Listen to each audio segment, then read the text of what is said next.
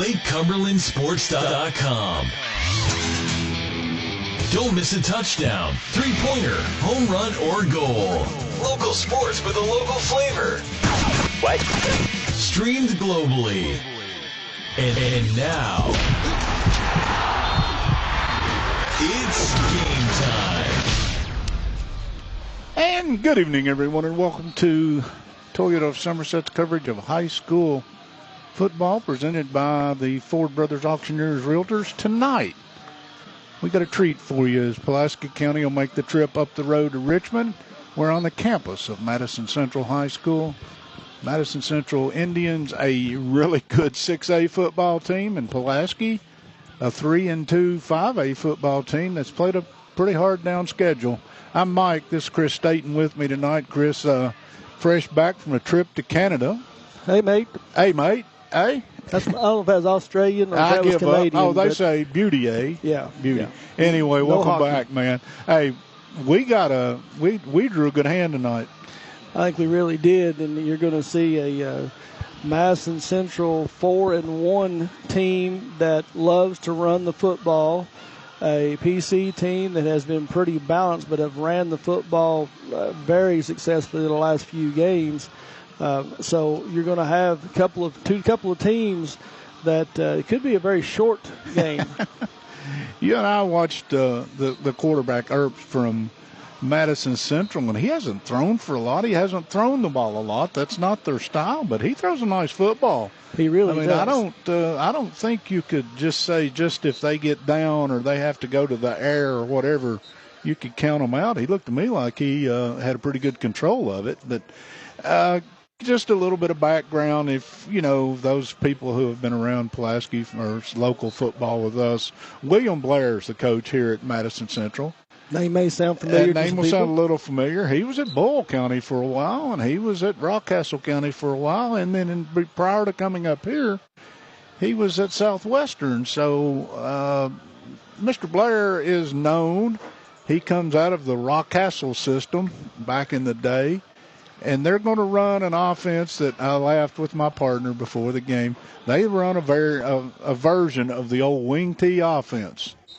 That means multiple backs in the backfield and all kinds of misdirection and double handoffs and sweeps and reverses. And, my friend, they're all yours tonight. I'm just going to sit and watch. Yeah, bear with me because I may tell you that one guy has the football and see another one down on the other side of the field with the ball. So just when they score and they hold the football up, you'll say, well, no, that was not. This is an offense that is primarily based as a running attack, and we'll see that tonight. On the other side, Travis Burns is first-year head coach here at Pulaski County High School. His background came on a similar path, and he was in the Bull County coaching tree for 8 years.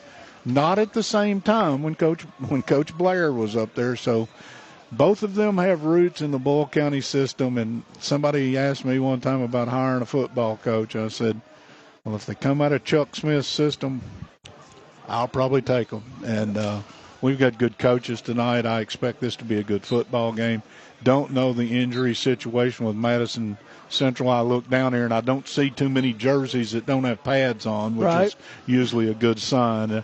Pulaski County's got just a couple as we get into our pregame, and we're talking about if you want to talk about our injury report. Lake Cumberland Orthopedic Sports Medicine injury report. Pulaski's got a couple that I guess we should document. If you want to go ahead. They do. So Boone Godby will be out for the second week, and what we're being told is that he's having some knee issue. It's nothing serious, but they've got some inflammation, some swelling. Doctor's got him on some stuff, and hope to see him back next week. And then also, one that may be a little bit detrimental on defense, our nose guard, Mr. Johnson, is going to be out this evening. It's Brody Johnson. He has anchored the defensive line this year, and I think he's having a little bit of knee issues as well. So that is our Lake Cumberland Orthopedic Sports Medicine injury report. Dr. Jesse Pace and Dr. Patrick Jenkins of Lake Cumberland Orthopedic Sports Medicine for athletes of all levels, from the weekend warrior to the professional at Lake Cumberland Orthopedics. Our goal is to get each patient back to the highest level of physical activity possible. We're proud to support a local athletics by serving as team physicians for Lindsey Wilson College, Southwestern, Somerset, Pulaski, and Wayne County High Schools, and other athletes throughout the Lake Cumberland region. Did you have something to add to the injury report? I think I cut you off. No. I wanted to. I'm glad you went ahead and read the live read is what I was waiting on. I was trying to find it. Don't say anything. Just smile and go on. Let's wrap around the world tonight. Southwestern got on a bus, I don't know, about noon today. I don't know. They had to go all the way to Black Mountain. They're playing in Harlan tonight, and if you've never made that trip, it's a pretty good bus trip. Beautiful place to play football, but Harlan won't have an answer for Southwestern tonight. Southwestern will cruise in that one, my opinion. Somerset and Breathitt County, it's homecoming at Somerset, and it's also our Buffalo Wings and Rings video game of the week. And be sure to watch our video game of the week, brought to you by Lake Cumberland Sports. Our next video broadcast will be us next week as Pulaski will entertain North Laurel at home. That will be our next video game of the week. Wings and Rings, wings created your way, always fresh, never frozen burgers. So, and then, of course, Pulaski brings a step out of the district tonight. The other district game, North and South are playing in the other side of the district. So after tonight, everybody will have played district games, and this is Pulaski's last step out of the district until the last week, which they got fixed, which was going to be an open week. And that open week is now, they picked up a throw-in game with Corbin. Well, let's play the Red Hounds last game. Why not go to Corbin and play Corbin in a throw-in game? That's. So looking back last week, Mike, the Maroons had some success on the ground, to say it nicely. Cason Brock had, a career game, so to speak, in one game. 13 rushes for 201 yards.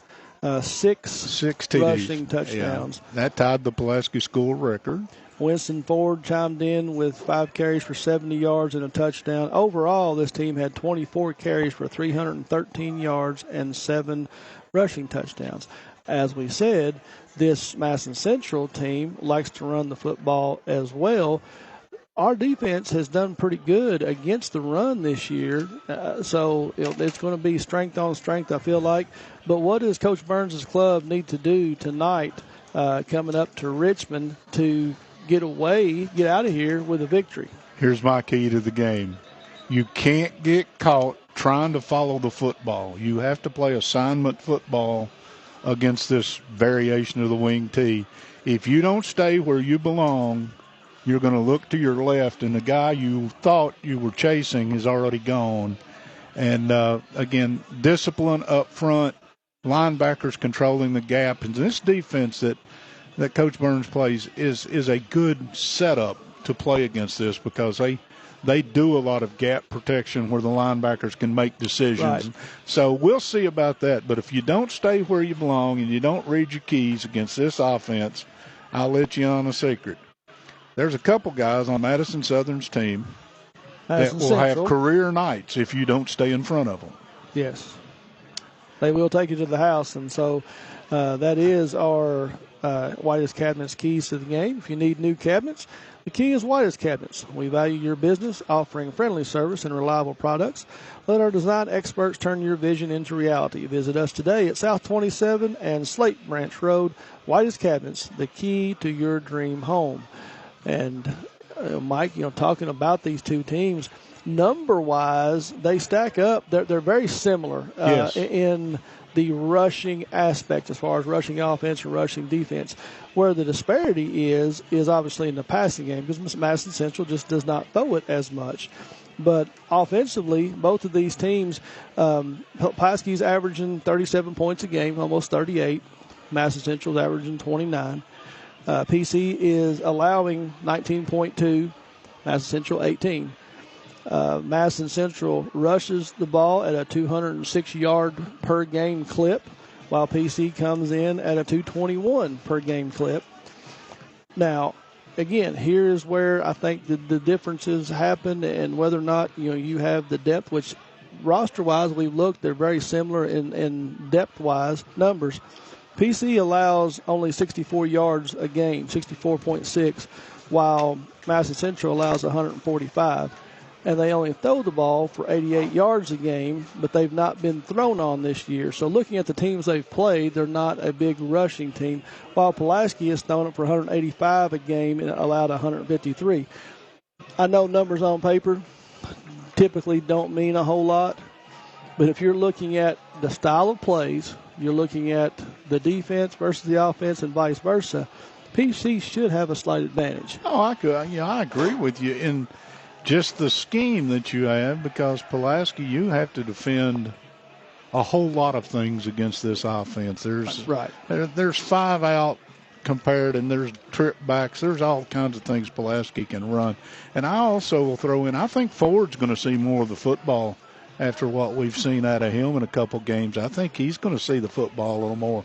But if you prepare for Madison Central, you probably don't have to prepare as much for the passing game. You pretty well, they're going to run some routes, but they're going to focus on what they do. That's what good teams do. You do what you do, as they say. And if I'm Coach Burns, here's how I visualize this game. If I'm able to throw it when I want to and run it when I want to, long night for Madison Central. If Madison Central can run it when they want to and not worry about throwing it, long night for Pulaski County. You're exactly right. We're about 20 minutes away from kickoff as Madison Central has completed their initial warm-ups, and they'll head back to the locker room to get their final instructions. PC still on the field, but they will soon be leaving. If Entrust Healthcare Counseling Services has made it their mission to be the trusted leader in promoting mental health in Kentucky for the last 25 years. We personalize your services to meet your needs, whether that be in our office, over the phone, or on your computer. Call Entrust at 606-676-0638 to get services started today from anywhere in Kentucky. You can always visit their Facebook page at Entrust Healthcare Counseling Services to learn more about how they can help you or your family today. At Entrust, your mental health matters. And Mike, one big thing that has, in my opinion, watching this team the last few games, is how well this offensive line for Pulaski County is able to do a couple things. Are they able to open holes and allow Brock to get into the second level, and conversely and additionally, are they able to stop the Madison Central rushing or pass rush and give Anderson time to throw the ball when he needs to? I agree. So leading to that, if you can't protect your quarterback, you may run into situations. I looked at the turnover. I always look at turnover differential between two schools that I expect a close football game from. Madison Central has collected the football 11 times graciously from teams that have decided to give it either through fumbles or interceptions. That is a big number. That is a number that can come into play. Pulaski's been pretty good at hanging on to the football so far this year, so those will be the two. Pulaski has not had a lot in the takeaway game. They have not yet. But if you give the ball 3 times to one of these offenses more than the other one gets it, you might as well either go home or get on the bus, whichever you want to do, because they will score points against each other. I've seen some predictions. This will be a 14-7 football game. My comment was first quarter. Yeah, I don't think this will be a 14-7 football game. I've been hearing people say that, but I got a little differing view of it. I've been wrong before, and probably. Hey, by the way, before we go, we are sitting looking at a sunset over a beautiful facility on a perfect Friday night. It don't get no better than this, partner. It really doesn't. I mean, thanks to Mr. Cooksey up here at Madison Central High School for taking care of us. And we're sitting inside. Don't need it because there's not a cloud in the sky. We talked about that on the way up here. It's perfect. And it's a beautiful night. So if you've got time to get on up here, you've got about 15 minutes before opening kickoff. If you live in Somerset, I would not advise that. Yeah, you better hurry. But Chris, one more thing. We're here, and these two schools, I don't know, the schedules flip next year, and everybody signs new schedules. I would not be surprised to see these two teams keep each other. And I say that because it's hard to get teams to play you. And Pulaski will probably be looking for quality opponents, and I have no doubt that Madison Central would fill that bill. And if you don't want to come to a facility like this, I'm not sure what you're thinking. And if you want to ever design a press box, come up here and for get the blueprint. use by press, audio, video, whatever.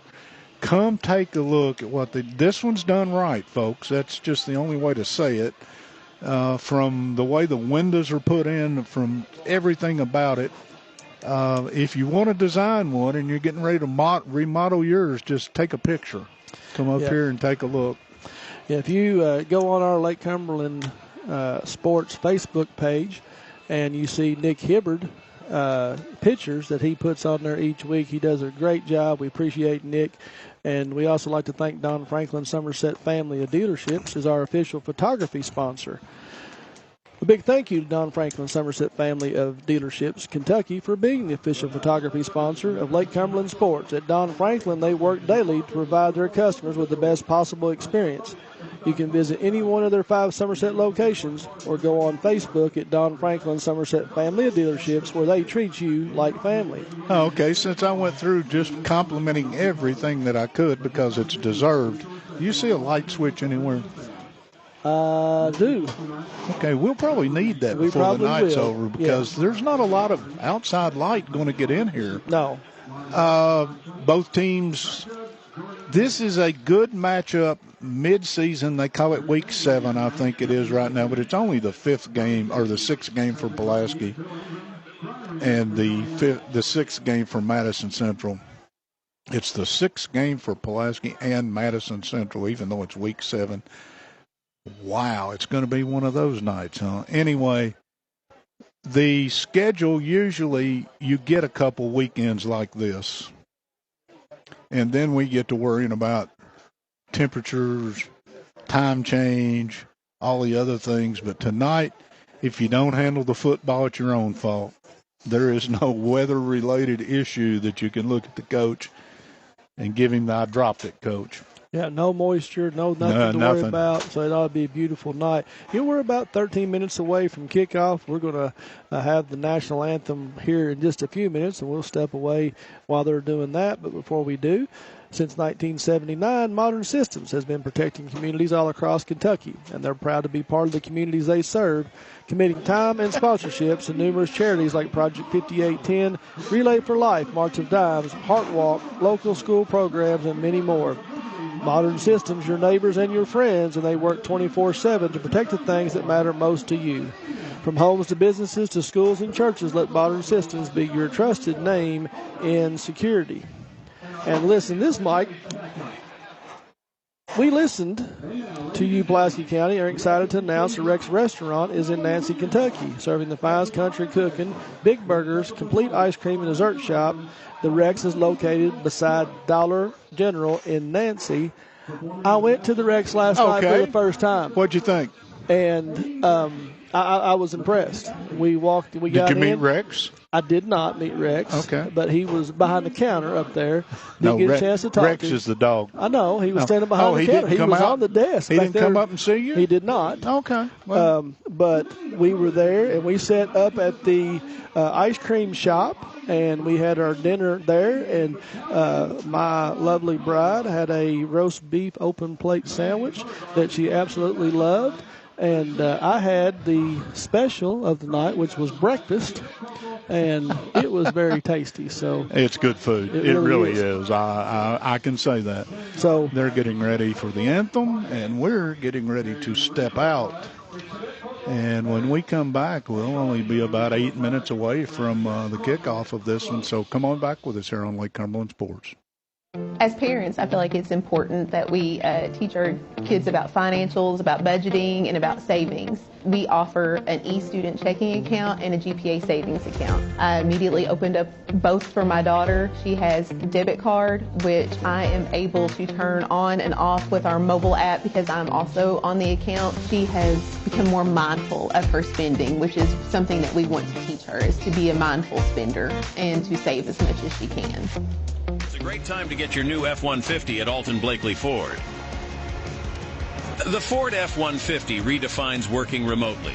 There's a desk inside the cab, a tailgate work surface out back, and available Pro Power onboard to plug in what you need. Tough This Smart can only be called F-150.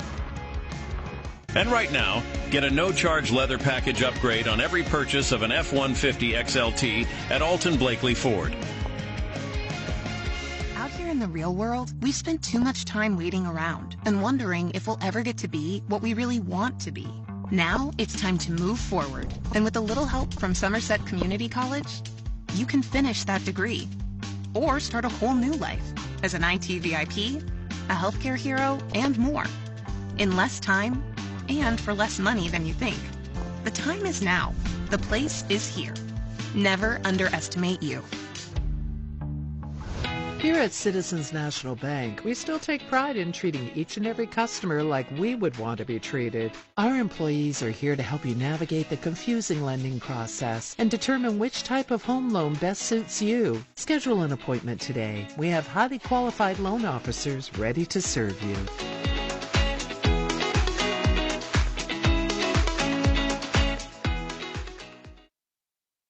At Toyota of Somerset, we're known for great service before and after the sale, and so much more. Since 1988, Toyota of Somerset has been supporting our local communities.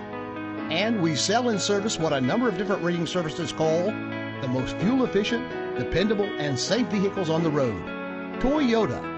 Toyota of Somerset, South Highway 27 Somerset, and online at toyotaofsomerset.com. At Toyota of Somerset, we're all about you. Here to come in 17500, here to come in 175.2. I'm 200 down, count it here to come in a quarter. Like successful sports programs, putting together a successful auction takes a lot of planning, organization, attention to detail, and teamwork. And you need dedicated and committed people pulling together. At Ford Brothers Auctioneers, we've been successfully selling the country since 1965. Ford Brothers Auctioneers. Give us a call or visit us online at FordBrothersInc.com. Ford Brothers Auctioneers, we're selling the country.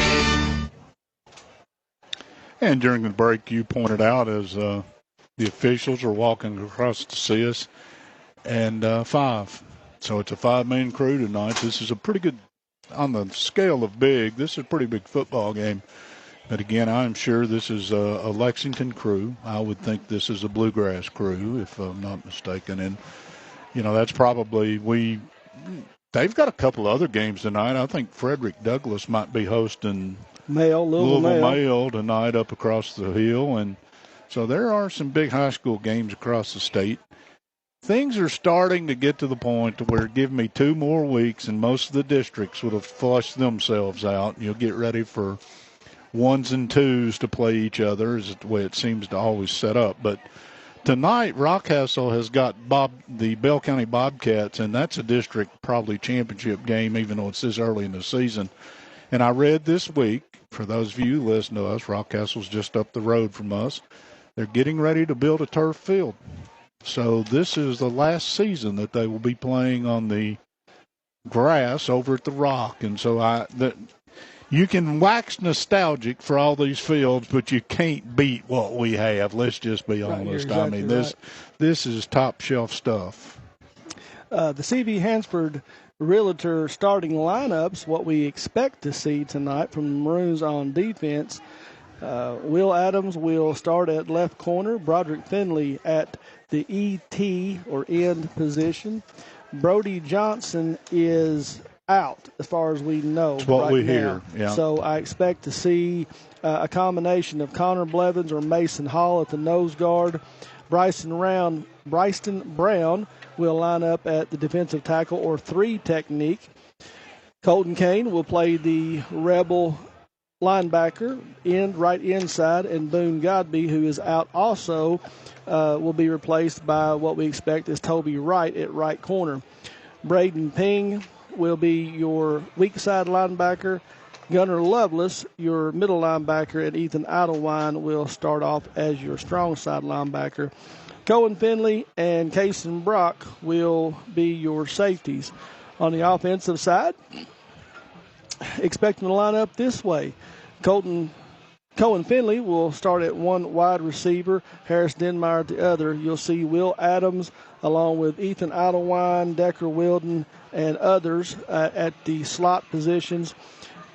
Brady Hull will start at left tackle, Connor Blevins at left guard, Mason Hall at center, Bryson Brown at right guard, Camden Denham at right tackle, Cason Brock as your starting running back. You'll see a lot of Winston Ford. You'll see a lot of Ethan Idlewine. And Zach Anderson will take the snaps. And that is your Pulaski Maroons starting lineup. And Mike's quiz question. Oh, go ahead. You got a quiz? For you, I always bring a quiz question. All right, what you got?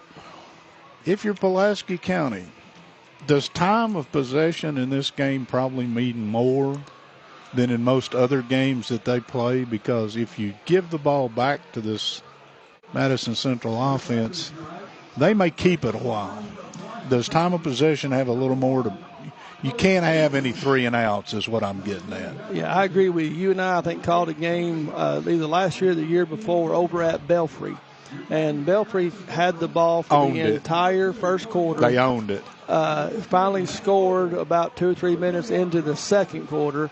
Pulaski came out, went 3 and out. Belfry got the ball back, and PC only had 2 possessions, in the first half. Yes. Now they woke up and won a very competitive, close football game late in that game. And I think you're exactly right, Mike. I mean, if you allow Madison Central to exude their will and they keep the ball and they 3-4 yards and do this all the way down the field, it does a lot of things. Obviously, your defense gets tired, your offense gets frustrated, and you expect them to make a big play. And if you have a mistake, a turnover, interception, a fumble, you don't score, you allow that. That's where I was going with this, because then you make the turnover, and all of a sudden they're pretty good at taking the football away, are the Indians. You said.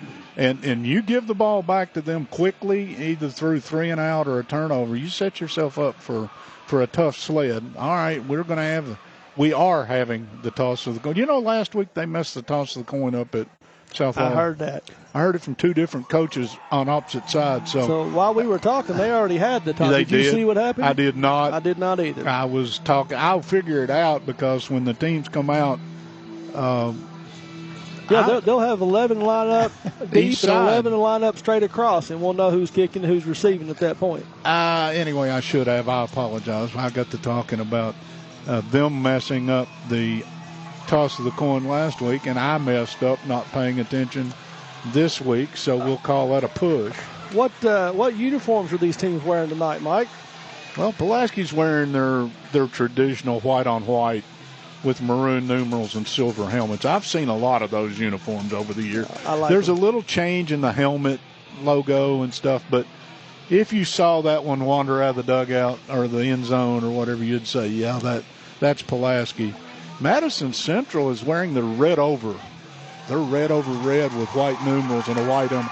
I have a feeling this traditional red home is a uniform that they wear in games that maybe mean they want to send more? a statement. I'm just guessing. But yeah, this game means a lot to both these teams, and it's not a district game, and it don't amount to a hill of beans until you get to postseason, and then everybody starts talking about RPIs. So Toyota of Somerset's high school football ready to go. Ford Brothers and Auctioneers and Realtors are presenting sponsor. This is the Buffalo Wings and Rings, our sponsor. Don't forget, the video game this week ought to be getting started any minute now. Breathitt County and Somerset, if you want to catch it.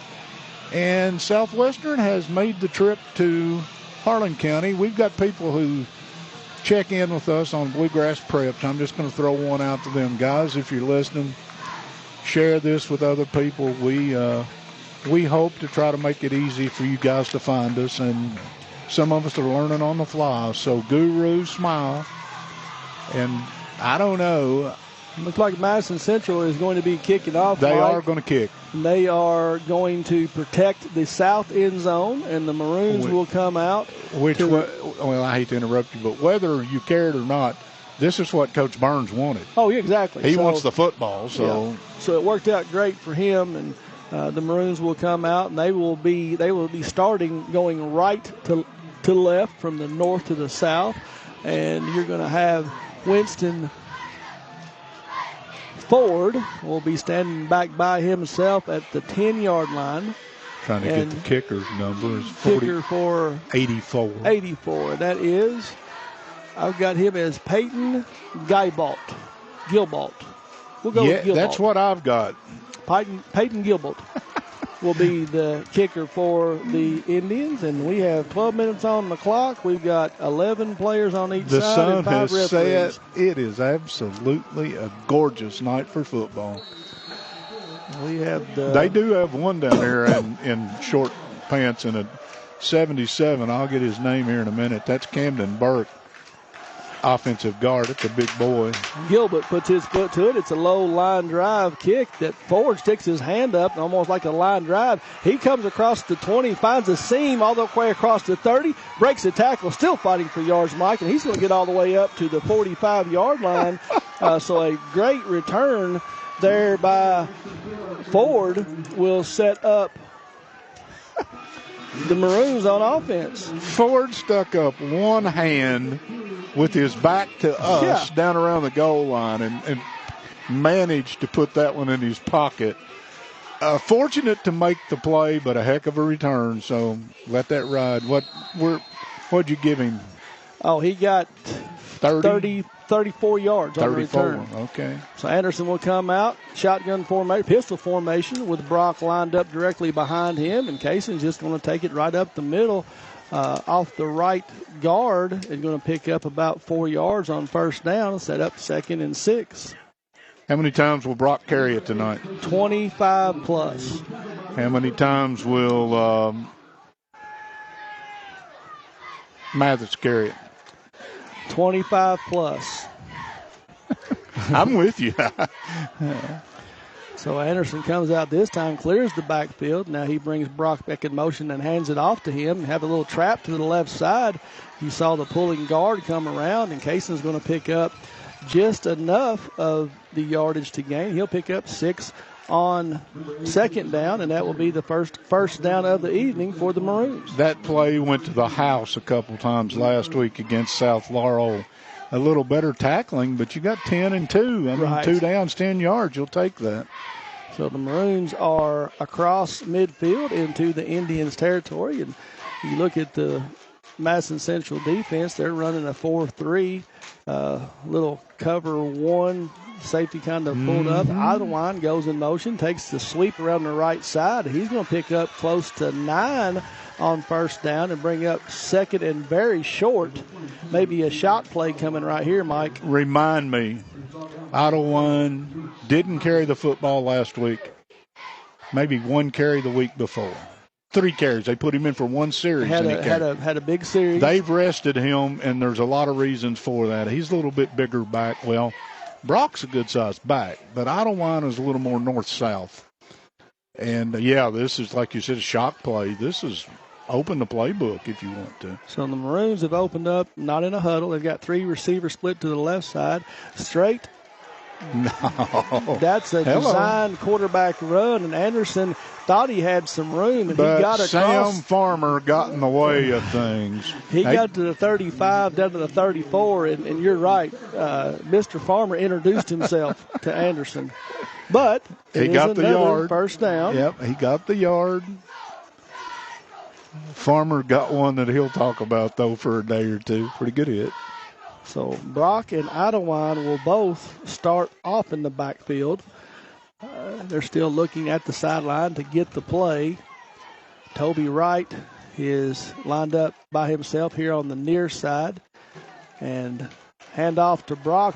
Makes the blitzing linebacker miss the tackle, but good pursuit by the Indians defense. Farmer again. And they will stop him for, they're going to give him a loss of 1 on the play, Mike. Will bring up 2nd and 11. Yeah, once again, and I like that. They ran a little action. They sent a backer off the front side. The player ran into the incoming runner or the linebacker, and you're in the position in the field where you've got to start sending people. So Idlewind, Denmeyer, and Brock. And there's another call, design run. And this time Anderson has a lot more success. He's crossed the 20, the 10, reaching for the goal line, and he is in. And that will be a 35-yard touchdown run by somebody you didn't expect, Zach Anderson. Yeah, I did not expect Zach Anderson to be the leading ball carrier on the ground for either team, and I don't expect that to hold up. But there are a lot of defenses that don't account for the quarterback because they don't worry about him running through. And I don't know if that was a sight recognition by Anderson or a called play, but it was too easy. So Bryson Mounts on to attempt the extra point.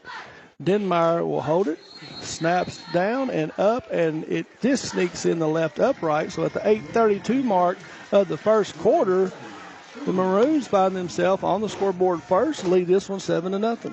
So you had a trip through the Rick Barker red zone, a Citizens National Bank touchdown. Thank you. And on the Randall D. Turpin CPA scoreboard early, Pulaski with a 7-0 lead over Madison Central. And for the first time, my partner is going to get to call this wing T or modified wing T offense, and I can't wait. I'm looking forward to it. I saw it, like I said, 15 years ago at Whitley County. I was trying to keep up with the football. I finally just said, when they pick them up, I'll tell you who had it. I don't know how much of the multiple handoff stuff they run. I haven't seen them yet, but I'm anxious to see what they run. Well, they're going to send Jackson Pritchett back deep along with, I believe that's Maddox Saylor. They'll stand on about the 15-yard line. Now, they've got a number 5 out here, Mike, that I do not have a number on. I don't Madison. have a 5 on either roster. Yep, I do not either. So I'll try to run that down. If we could get a score or something, I'll go down and ask. Bryson Mounts will be your kicker for the Maroons. And he waits, and he will approach it. And it is a short end-over-end kick that Pritchett will take at about the 15. He's looking for some room, gets across the 30 up to about the 32. So give him 17 on the return, and that's where the Indians will have their first possession of the night. Carson Earps will start out at quarterback, and you'll see a lot of Bryant Mathis, Jackson Pritchett, and Corinthian Barnes in the backfield.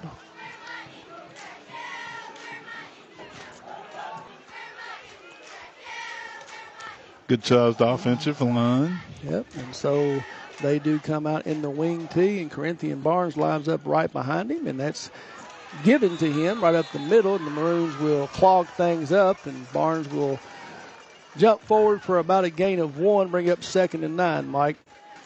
Yeah, and that again, that's read 1. You run the belly play first. Right, see what you can get out of that. Okay, you see how they defended it. You had a wing back in motion. They actually gave him a pretty decent spot. That's closer to 2. So if you're familiar with Georgia Tech's offense before this year, the Armed Services offense, I'll explain here in just a minute. As Earps goes back under center, he will fake it. Nope, he's going to give the dive right back up the middle to Barnes again, and Barnes will pick up close to 3 on this play and bring up 2nd and 5. As this formation, like I said, you have one back on each side lined up outside of the tight end about a yard off the ball. Column wings. You have your fullback lined up in the 3-point stands about 3 yards behind the center, under center, and you have guys going in motion. You have quarterbacks rolling out, and now they've got their ends out of the game, and they brought in 2 wide receivers, one split each way. Ertz fakes the handoff, keeps it himself, and he got collapsed from the backside. There is Lovelace is not at the bottom. At the bottom is Brady Hull, and also Colton Kane in there on the tackle, and a short gain of 2, and that will bring up 4th and 3, and Madison Central sitting on the punting unit. Well, Pulaski County did a nice job there as Hull just messed things up, and nothing but for the cavalry to do but pile on, and that's a good 3 and out if you get past the punt, which you never assume special teams. So Finley's deep, standing about his 25-yard line. Punter, nice punt in the air. Fair catch is called, and that's where And that's not Finley, that's Will Adams. And Will Adams will get the fair catch right at the 28-yard line. They'll set the ball down. And so the Maroons will take over second possession of the night right there. Well, if you're Pulaski County, you don't script it much better than this. You got a touchdown in your initial series, all on the ground. Now you get the football back after a defensive stop, and you've got really good field position to work with. So if you're wearing white right now, everything might be okay with you. So Finley and Idlewild and Denmeyer will come in and line up at receivers. You got two here to the near side. Finley's way out there by himself at the top of the field. Case and Brock pistol formation lines up behind Zach.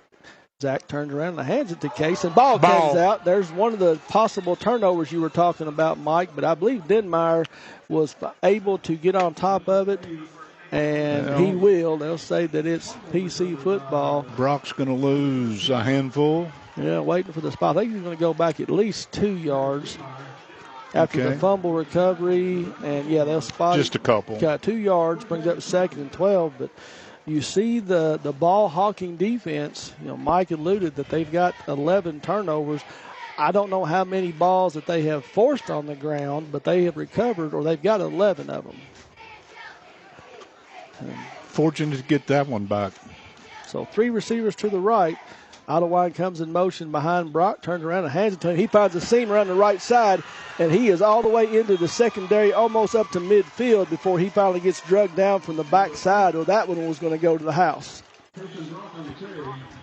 About 24 or so on the carry, and Brock, Brock said, okay, I laid it on the turf, my bad.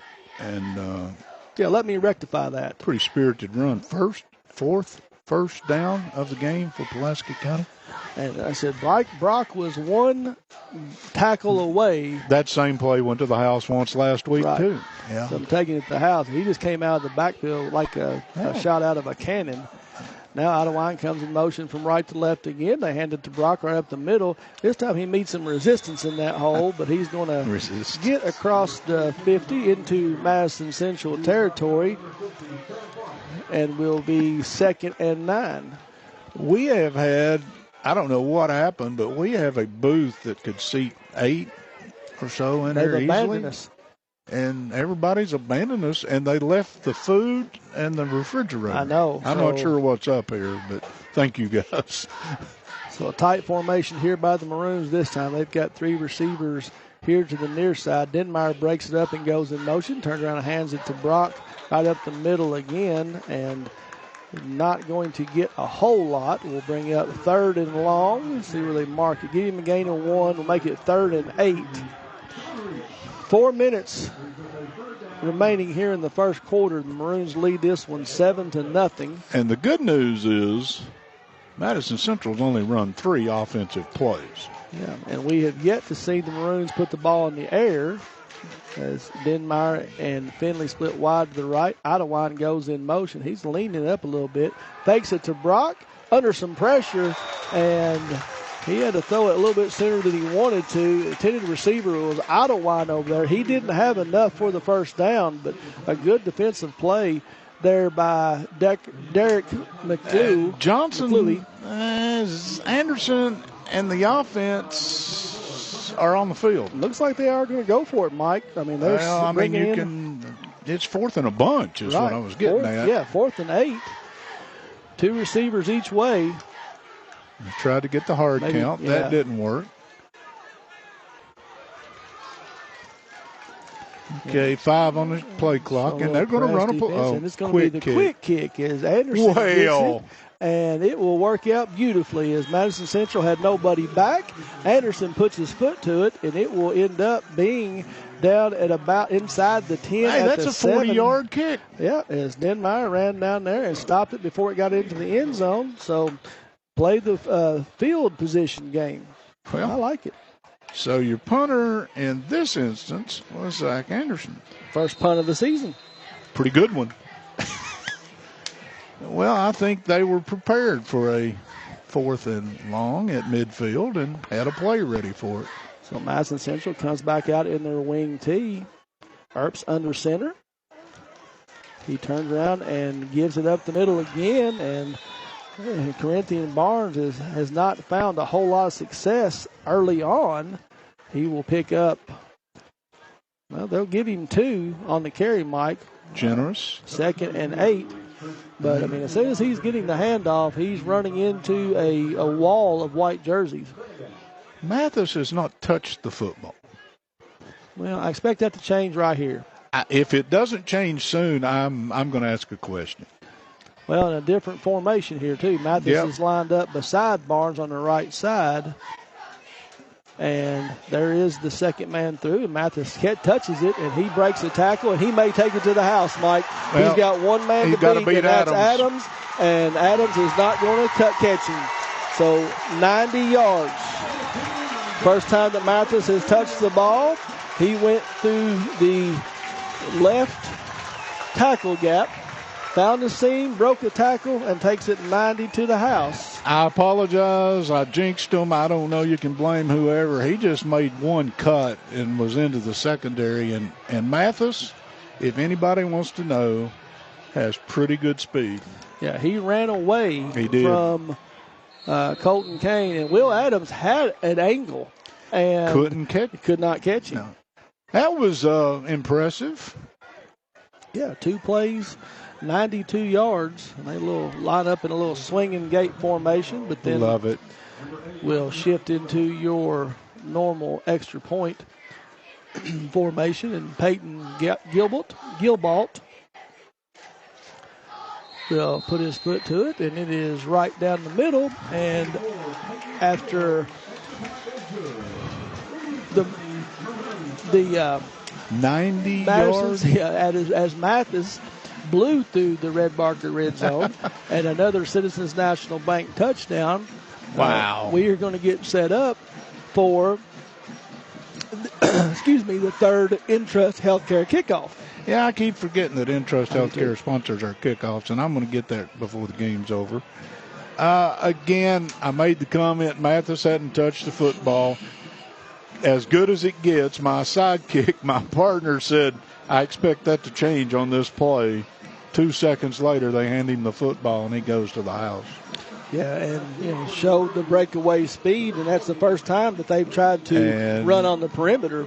You hate to give a Ferrari a way to get loose, and now he's got one of those under his belt. He'll want another one. Good-looking football player. So Gilbalt set to kick off here to the Maroons. We've solved nothing. 7-7 ball game. 2:37 remaining in the first quarter, and this is a short kickoff.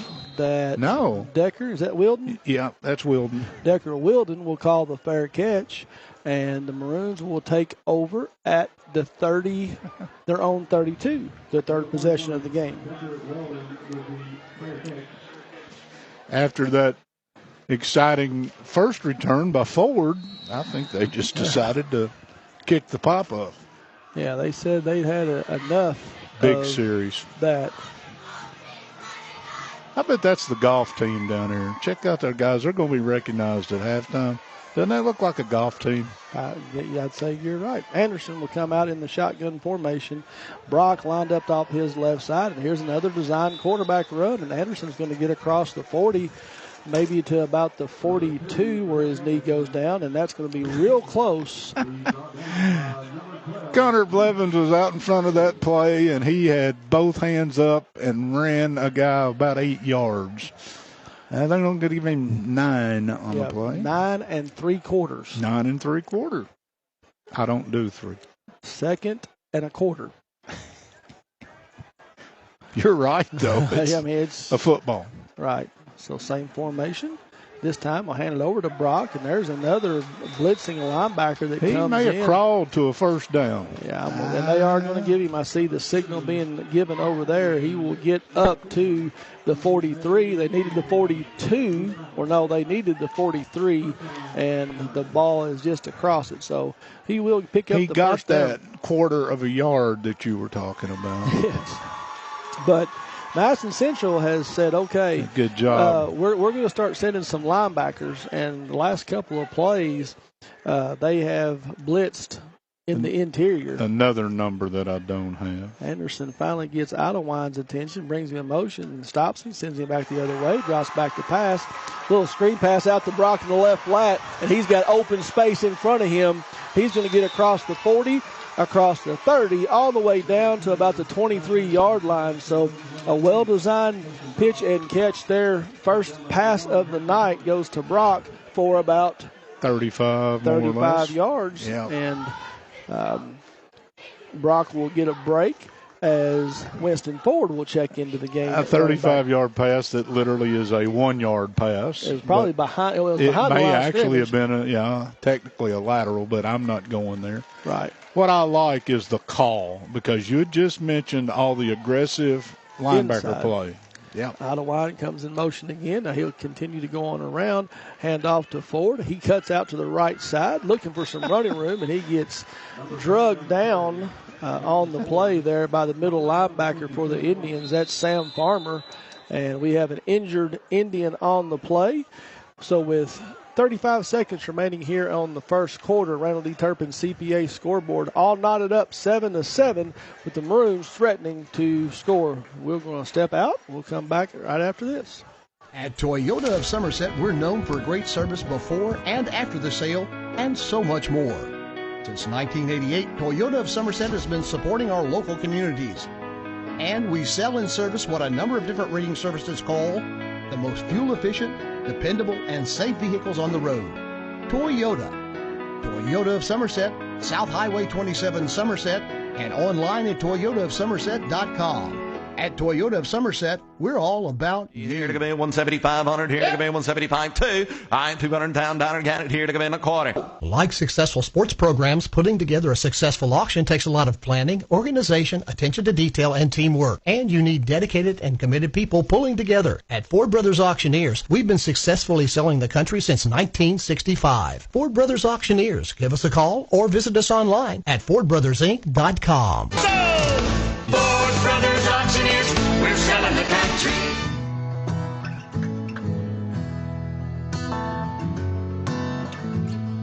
Let us show you the strength that comes by making every moment count. The injured player, I'm happy to report, almost under his own power, gets to the bench. We're ready to go, Chris. Power I formation. Anderson goes under center, and Ford takes the handoff, and he is met right in the backfield. No gain on the play. Will bring up third and about 7. Correct me if I'm wrong, but it's the first time we've seen Pulaski's offensive line on 3 or 4 occasions. There's been a jailbreak. There's been somebody come clean into the backfield. That time Ford didn't have time to think. Into first quarter, 7-7 your score on the Randall D. Turpin CPA scoreboard. Back after this. At Toyota of Somerset, we're known for great service before and after the sale and so much more. Since 1988, Toyota of Somerset has been supporting our local communities. And we sell and service what a number of different rating services call the most fuel-efficient, dependable, and safe vehicles on the road. Toyota. Toyota of Somerset, South Highway 27 Somerset, and online at toyotaofsomerset.com.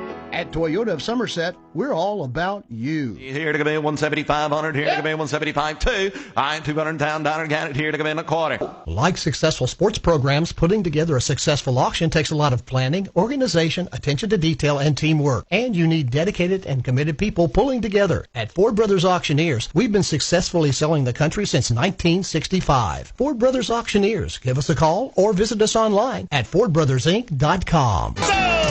Ford Brothers Auctioneers, we're selling the country.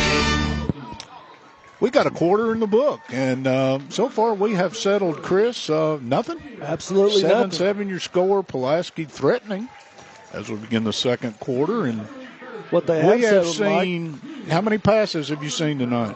One. Actually an incomplete. We saw 2. That's right. What they have settled is right now in between the quarters, Madison Central is recognizing their state championship golf team. And that's why we're held up a little bit. We were joking earlier, but I saw them gathering down here in front of us, and they just look like a golf team. I mean, the way they're dressed, and except for the one guy who's suited up, he looks He's styling. He's got a dance to go to. Well, is this homecoming? I don't know. Okay. Who knows? That worries me. Finley, Denmeyer, and Idawine will line up in a bunch formation here to the short side of the field, near side. Anderson shotgun formation has Brock off to his right, and you've got Toby Wright split out wide to the left. Got there movement, by himself. but nobody jumped into the zone. Everybody's cool. Pulaski's going to take a timeout. No, in under 9 seconds, and Zach, they're trying to get the formation. We're down to 5. Brock now lines up behind him. Denmeyer goes in motion from right to left, and Anderson fakes it to him. He's looking. He's got time. He's got Denmeyer on the wheel route, and he jumps up, tries to come down with it. He was in the end zone. Would have been a touchdown, but will fall incomplete. Anderson just didn't look real confident with that throw. No, he didn't. And if had that one had a little more juice or been a little taller, I think you get the completion. The one thing that I saw right there from Harris that I didn't like is he jumped to high point the ball, but then tried to cradle it, catch it underhand, and it bounced off the pads instead of going the combination thing doesn't work. Right. Anyway, it is 4th and a pretty, in the grand scheme of things, a pretty big play right now. And the Maroons have went for it, or they actually the quick kick. They're not going to quick kick this one. No, Idawine goes in motion, fakes to Brock. Anderson drops straight back looking. He's looking for Idawine in the right flat, and lucky not to have that one intercepted as Bryant Mathis was just sitting back there and waiting, and he was able to go up and knock the ball out of harm's way. I think the intended receiver was Idawine, and that will be a turnover on downs. But that was Mathis on the coverage. Yes. Oh, he showed some pretty good speed on the 90-yard run. The closing speed on that little pass right there, too. You can't put anything soft in front of him. So Earps will bring the offense back out. They're going to send the receiver this time wide to the right.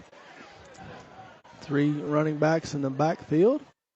Going to fake it or give it to the second man through, and that's Mathis again. They liked what they saw on the last carry, and so he off left tackle is going to fall forward for a gain of about 4 on first down. We'll bring up 2nd and 6. Yeah, Mathis, you'll give him some 3s and 4s. You got to keep him from swinging deep. Keep away from the 90s. Yeah, you got to stay out of them 90s.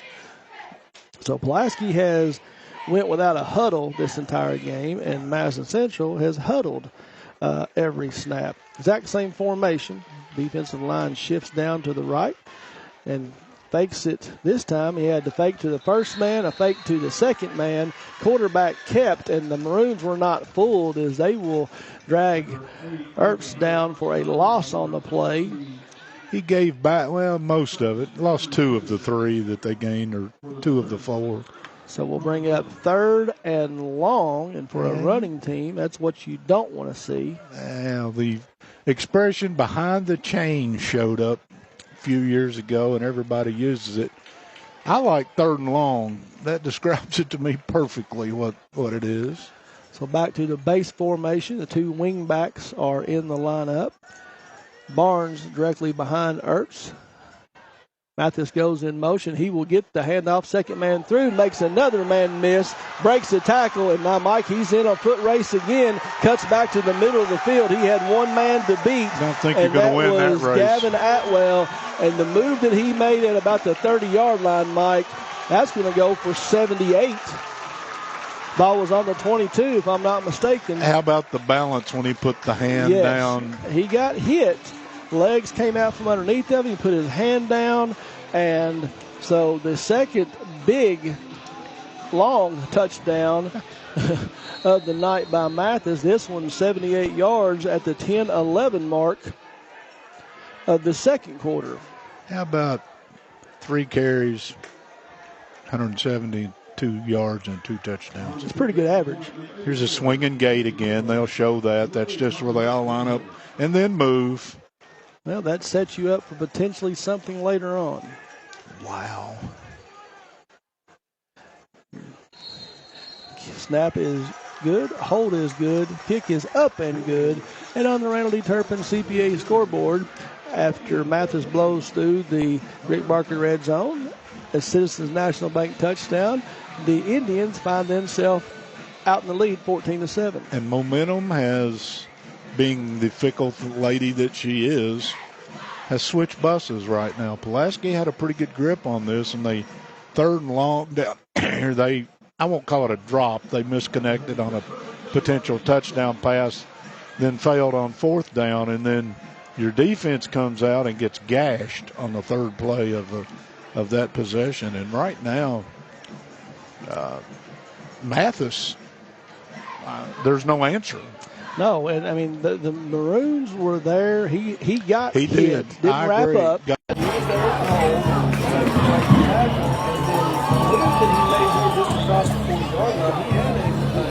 Back deep for the Maroons, number 20, Winston Ford. And on for the Red Poppin kickoff, number 84, Hayes Gilbo.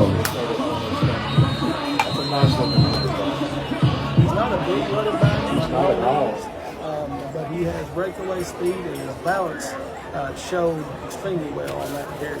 Ridiculous balance.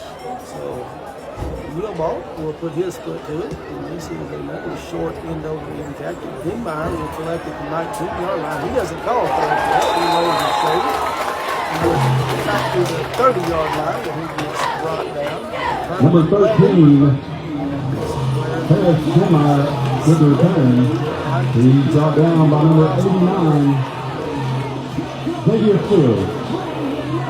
And number 13, William Simon. First and 10 for the Maroons. The long 30-yard line. Kelly gets it by 7. 14-7. Before halftime. So what I admire so from Coach Burns in this very short picture, I've seen him, he does not go away from what he has in mind. They're going to run the offense that they expect to run.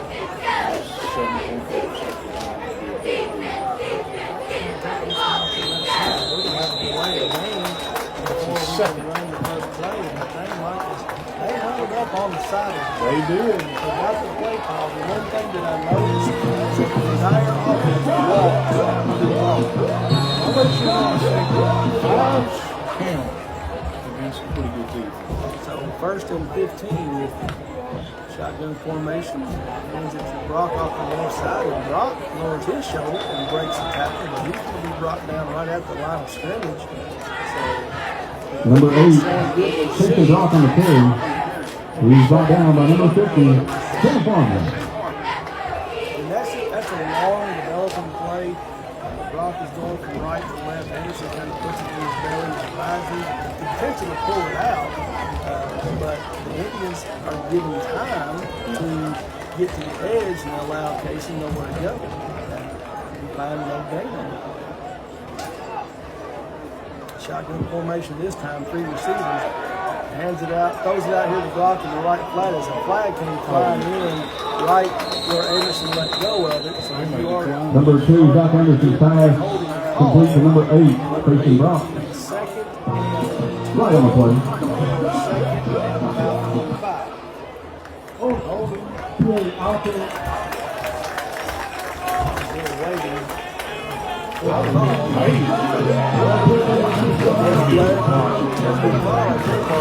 Well, I mean, I'm not a clock manager or a field manager, but right now I've got you in third and 12. Yep. A gain of 3 on the pass from Anderson to Brock. I'm slipping in here to play the corner. Who had been? No, that's you're close to this side. That's Cody Wright. Niemeyer is up there at the top, and Anderson takes a direct snap. He's going to run for. He almost. Number 2, Zach Anderson with the people. He's brought down by number 12, Moose. 8 on the play, but he's running up 4th and about 4. That's completing rushes. Zach Anderson. The long run by Brock. That tells you number 8, Casey Brock, back to front. Back deep to the Indians, number 9, Victor Harrison. They're not scrambles. He's getting the ball and tucking it and going. We're going to have There's only 10 white jerseys on the field. I love it. Look here, we have a man coming on the field late. He caused a penalty, and he's doing timeout, Maroon. That's a Liverpool Refugees timeout. Can I please have your attention? At this time, Madison Central would like to recognize students, faculty, and staff for a job well done on the KSA state testing.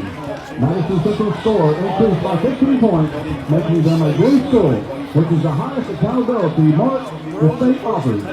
We rank as the 24th high school in the state among 6A schools, and we're ranked number 2 in 6A. We are proud of our students and proud of our teachers for working hard to make this go.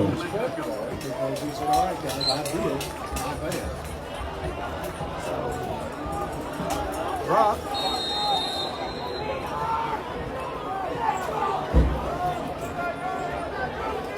We're ready to punt the ball away.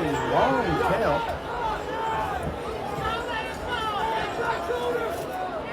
Finally gets the snap, gets the punt away, and it is a high end-over-end kick that will come up to the 30-yard line and be given.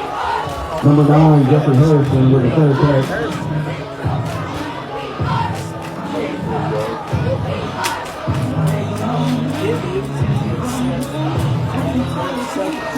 Indians take over on the 29-yard line.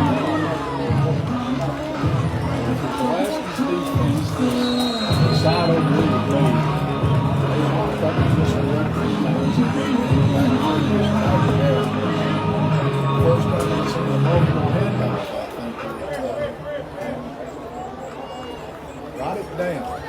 If Mathis gets in space, you may go home. Ball in motion. There's Hollywood Way. That's your quarterback. He's faking to the Number 8, Carson Hurst with the keeper. Brought down by number 24.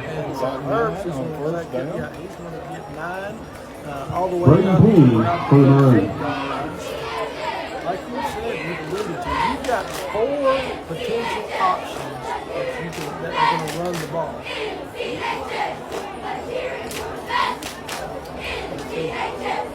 Madison Central will play cuddle. We're trying to share some information because we've been told we're a little bit low. Arts this time turns around and hands it to Corinthian Barnes right up the middle, and he's going to be stopped for a short gain, but I believe it will be just enough for first down, and that was not Corinthian Barnes. Number 32, Corinthian Barnes on the carry. Brought down by a host of Maroons. So, and they do give him first down yards, so a gain of 2. First down.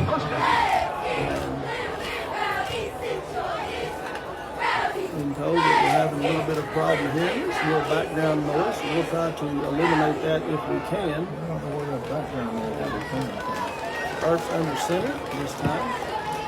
We'll hand it to Mathis off the left side, and this time he gets corralled by Connor Number Blevins. 21, Brock Mathis on the carry. He's brought down by number 72, Connor Blevins. Ball comes in and cleans him up, so All right, you're killing Mathis's average with that one. no gain on the play. We'll bring it up 2nd and 9 for the 40-yard line.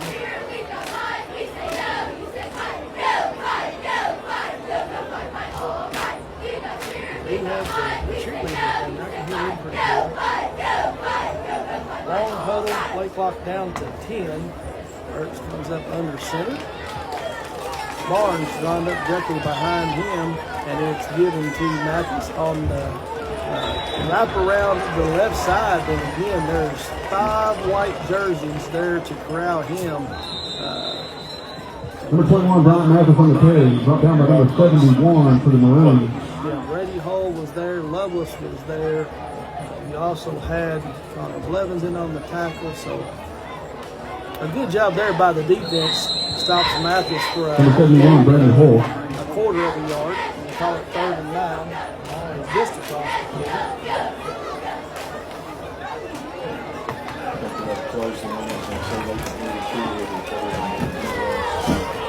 Right?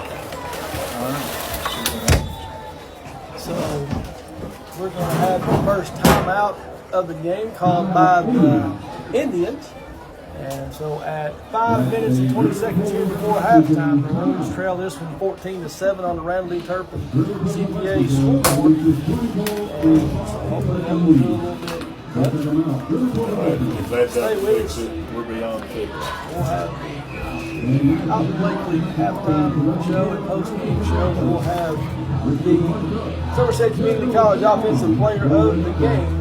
We'll also bring you the Pro Bowl Long Service Lineman of the Game. And we'll have the United Commerce Bank Defensive Player of the Game.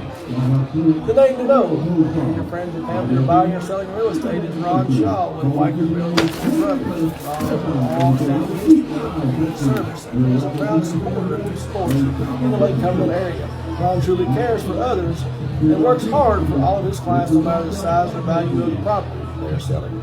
Contact Ron Shaw at 606-271-0774 or email him at ronshaw45@gmail.com. That's Ron Shaw at Wycott Realty Brothers. Here we go. The Indians back on the ball, 3rd and 9, trying to get a long count. Ertz will keep it on the option. He's just going to keep it himself, and the Maroons are up to the task as they string him out. Lovelace is there to help on the tackle, but Braden Payne, Mike, was there to initially bring Ertz down. He's going to pick up 2, maybe give him 3. I gave him 2. Yep, give him 2, so it's going to bring you up 4th and 8. That was a good stop, Pulaski. You handled the punt here. Nothing silly. Something on the field. Everybody's wanting to play with 10 players tonight. Back in formation, Peyton Gilbert will put his foot to it, and it is a short end-over-end kick. It's going to hit at about the 30. Take a right turn. Well, no, it bounces back into the field of play. It will be touched down there by Christian Lawson at the 32-yard line, and that's where the Maroons will take over. 25 yards on the punt, no return. Pulaski, you've got really good field position. You're at 32. You've got your timeouts remaining, at least 2 of them, I think. And 4:27 on the clock, so you've got plenty of time to put a drive together. Trailing 14-7. Randall D. Turpin CPA scoreboard. You back, partner? I'm back. Good to see you. Anderson, shotgun formation. He hands it to Brock, and there's another one of those blitzing linebackers. As he's a littler linebacker, but Derek Nickel, he called his name a couple times. That puts you in 2nd and 15. Yeah, that's a big loss on the play, and the Maroons are looking to the sideline, maybe position where you have to start throwing the ball a little bit more, and maybe get these linebackers. Because what they're doing is they're bringing outside linebackers on the design away from Brock. Anderson will drop back to pass. He's got Widmeyer down there, a little push off. He goes up and collects it. No flags. They're going to let him get away with it? They're going to let him get away with it. So that will end up being 32 ballpark. Something in that neighborhood. 36 where they spotted it down. Okay. All the way down across the 40-yard line to about the 39-yard line. First catch of the game for them now. Pulaski got 2 completions. They're averaging 35.5 yards per completion. That one of them was, go ahead. There's another designed quarterback run as Anderson. He sends trips to the right side, and he and Brock go to the left side. Zach just tucks it himself. He's going to pick up 8 on first down, and we have a timeout called by the Indians, and that will be the 2nd timeout for Coach Blair. All right, man, you're going to coach them. That called quarterback play on first down, I think, is a super call because you just come off the pass play they're expecting you to do. You run quarterback draw, whatever you want to call that one. You get up here now, and we're in roll the dice territory. You're 2nd and 2. You can run anything in your playbook right now. If you've got something you want to try, I would think anything medium depth right now, since they haven't thrown anything. But that's just me. What I would love to see is, as I mentioned, they're bringing the outside linebacker away from Casey. Yes, So they are. He's on an immediate blitz. So what I would love to see is a backside drag going to that vacated area, and Anderson fake it and just stand up and hit him. And you should have some success with that. I agree with that. Yes. So right now, trip formation, Denmeyer goes from right to left. Anderson drops straight back to pass. He's looking. He's got Finley down the middle of the field, but he's well covered. The ball will sail about 10 yards too high for Cohen, and will fall incomplete and bring up 3rd and 2. Now, Denmeyer's route, he had already made the cut and got into the area where the ball would have to be for him to make the catch. And it was 3 counts later before they ever threw the football. So it looked like he flashed open, but I may not have seen what I saw. So trips formation to the right, design run for Anderson, quarterback run for Anderson. He's not going to get it. He's going to lose yards in the back line. He's going to lose about 2. We'll bring up 4th and 4. And Eli Chin pounced on him at the end of that play. I don't like that. A little late. Yeah, I know they say you play through the whistle. I'm not down there. I can't hear the whistle. But when a guy's down completely and face down, and it's not spearing, but it's. You want to see the Wildcat formation here? We have the Wildcat. Yep. You ever throw out of it? So, heavy formation. Brock takes the snap off the left side. He lunges for the 30 and across the 30, and he will get just the yardage that he needs. He picks up about 5, and will be a first down, and there's the signal.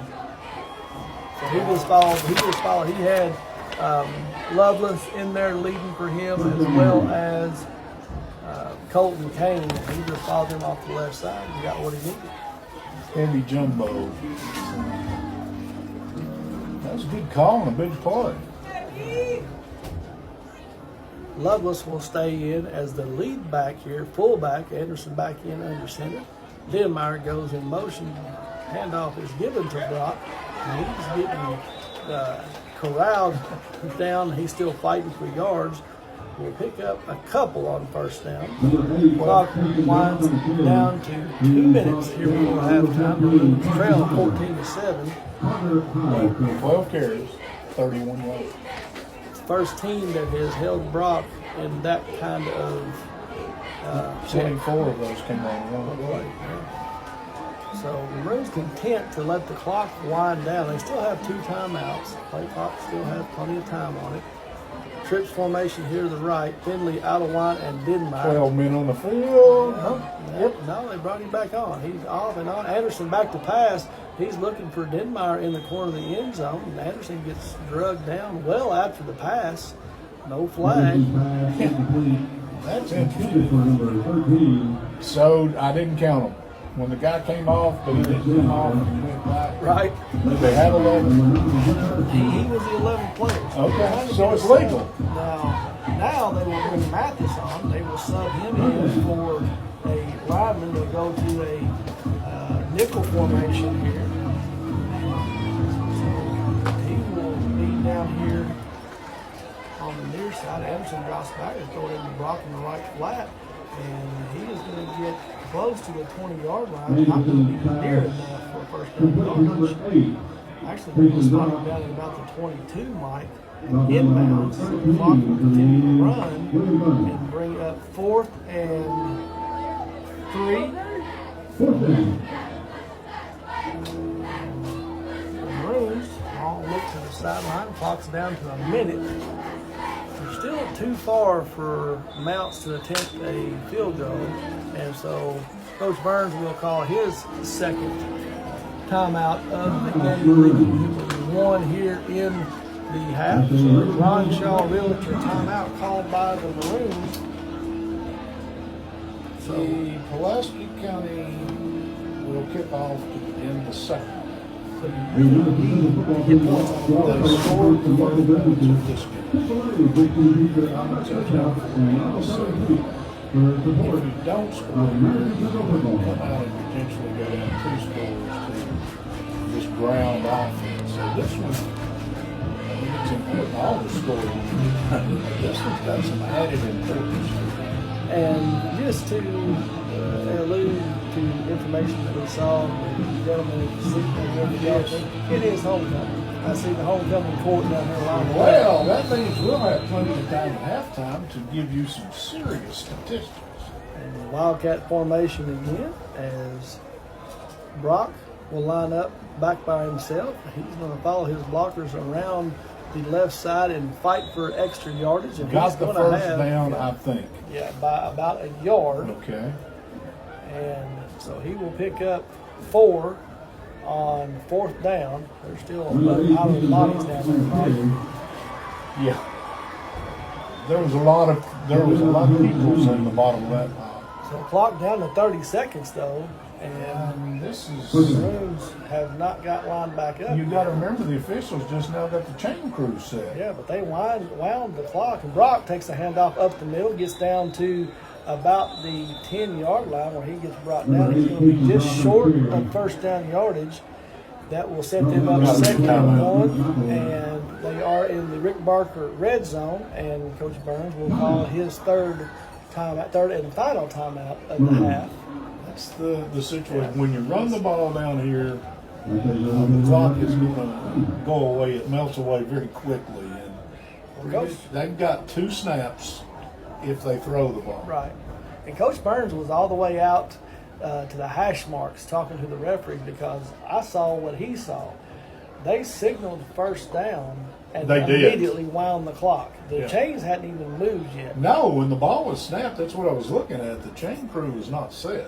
And so the Maroons are still trying to get set. The chains haven't moved, and the White Hat wound the clock, which cost them about 15 seconds if you want to know the truth.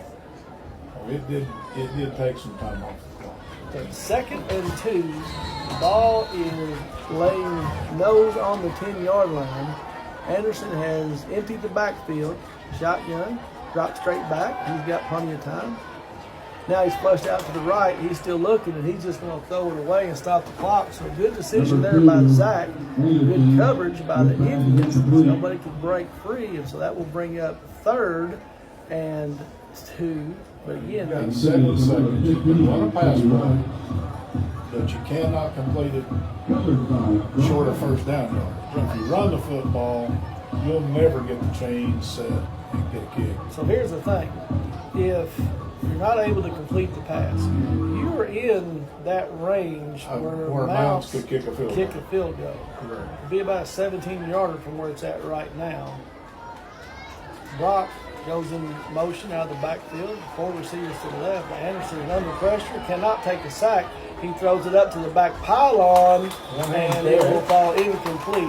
Intended for Brock, and with 1 tick on the clock before halftime, do you send on the kicking unit and attempt the field goal? Well, I do, but that again is not my call. This is one of those.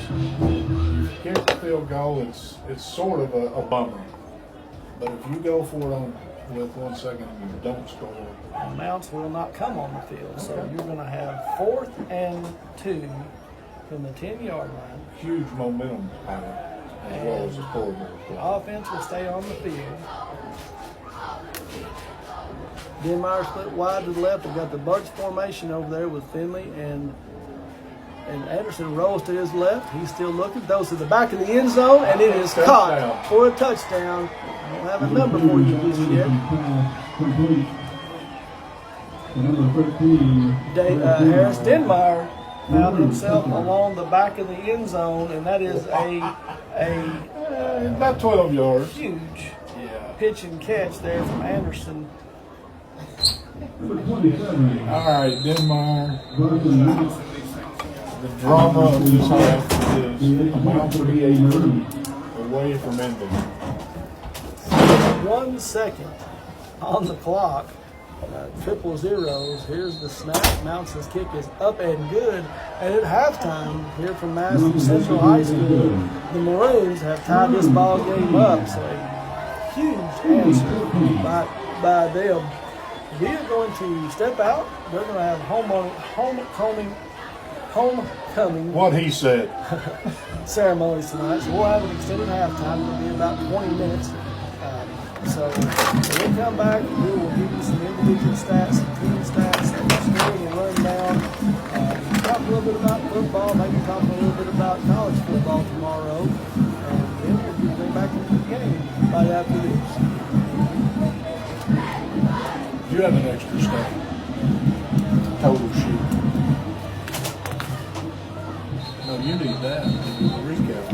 Yeah. What do you need? You need that? I got an extra one. Top. Yeah, I'll take the top.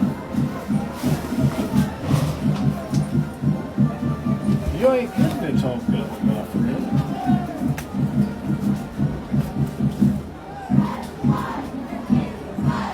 Oh, you had a son. I had 3 daughters. I went through this multiple times.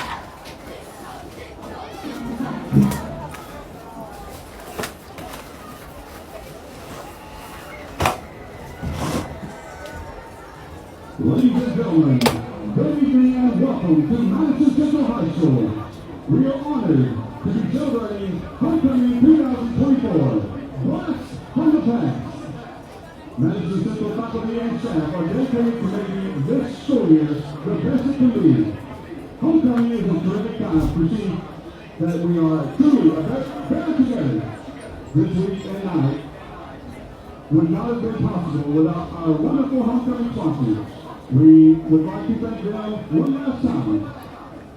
Our 2024 homecoming sponsors are Chanel Hayes, Cars of Kentucky, Grant Excavating, Robinson & Co., Madison Public Corner, Jennifer Wilson, Oakmont Group, Skipwars Veterinary Clinic, Gracie Deli, Central Bank, Baldwin CPAs, and in memory of Kurt Cage, this year's candidates represent OCHS in all areas, including clubs, organizations, academics, and athletics.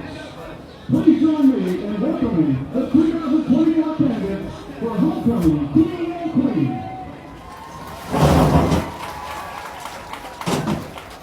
Queen candidate number 1 is Miss Caitlin Howard. She is the daughter of Travis and Alexandria Howard. Tonight, she is escorted by her mother, Alexandria Howard. Queen candidate number 1, Grace Howard. Queen candidate number 1 is Mr. Chris Tucker. He is the son of Martha, Hicks, and Chris Tucker. Tonight, he is escorted by his mother, Martha Hicks. Queen candidate number 1, Chris Tucker. Queen candidate number 2 is Miss Riley Harris. She is the daughter of Rob and Kelly Harris. Tonight, she's escorted by her father, Rob Harris. Queen candidate number 2, Riley Harris. Queen candidate number 2 is Mr. Logan Martin. He is the son of Angie Martin. Tonight, he's escorted by his mother, Angie Martin. Queen candidate number 2, Logan Martin.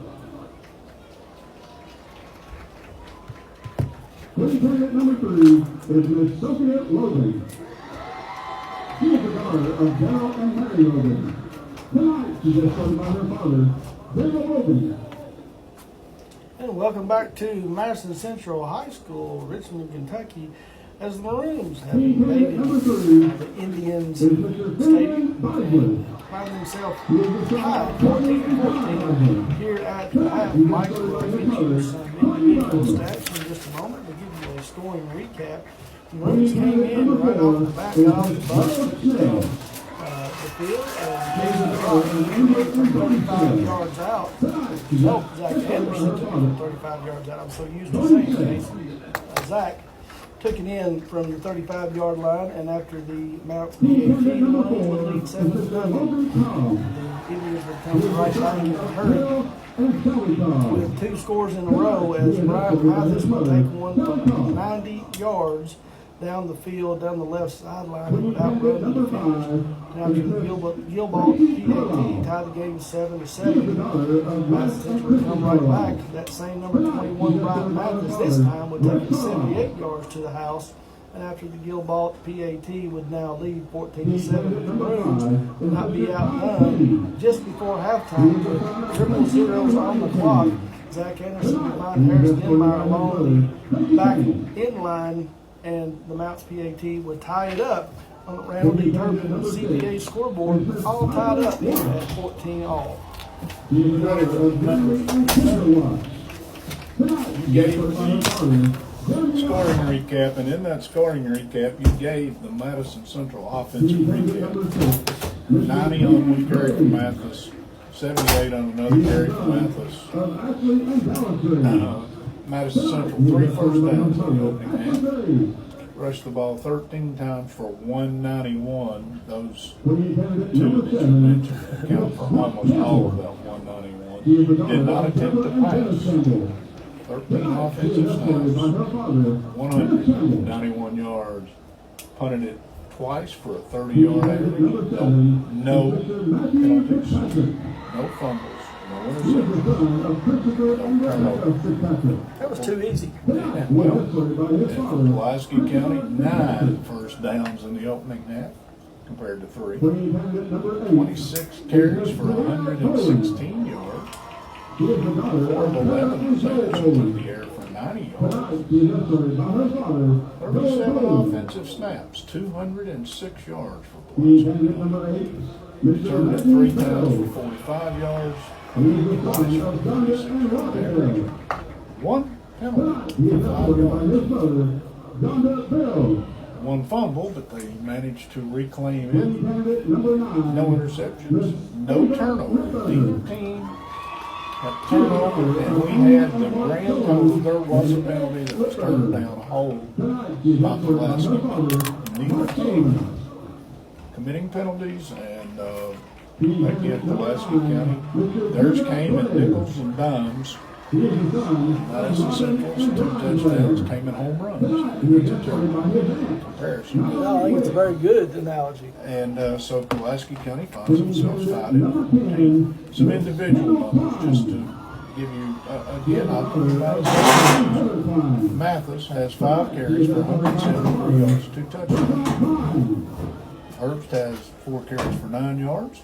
Lawrence has 4 carries for 9 yards. No passing yards, so you pretty well have their stats for the first half. Pulaski County, the leading rusher for Pulaski County, Zach Anderson.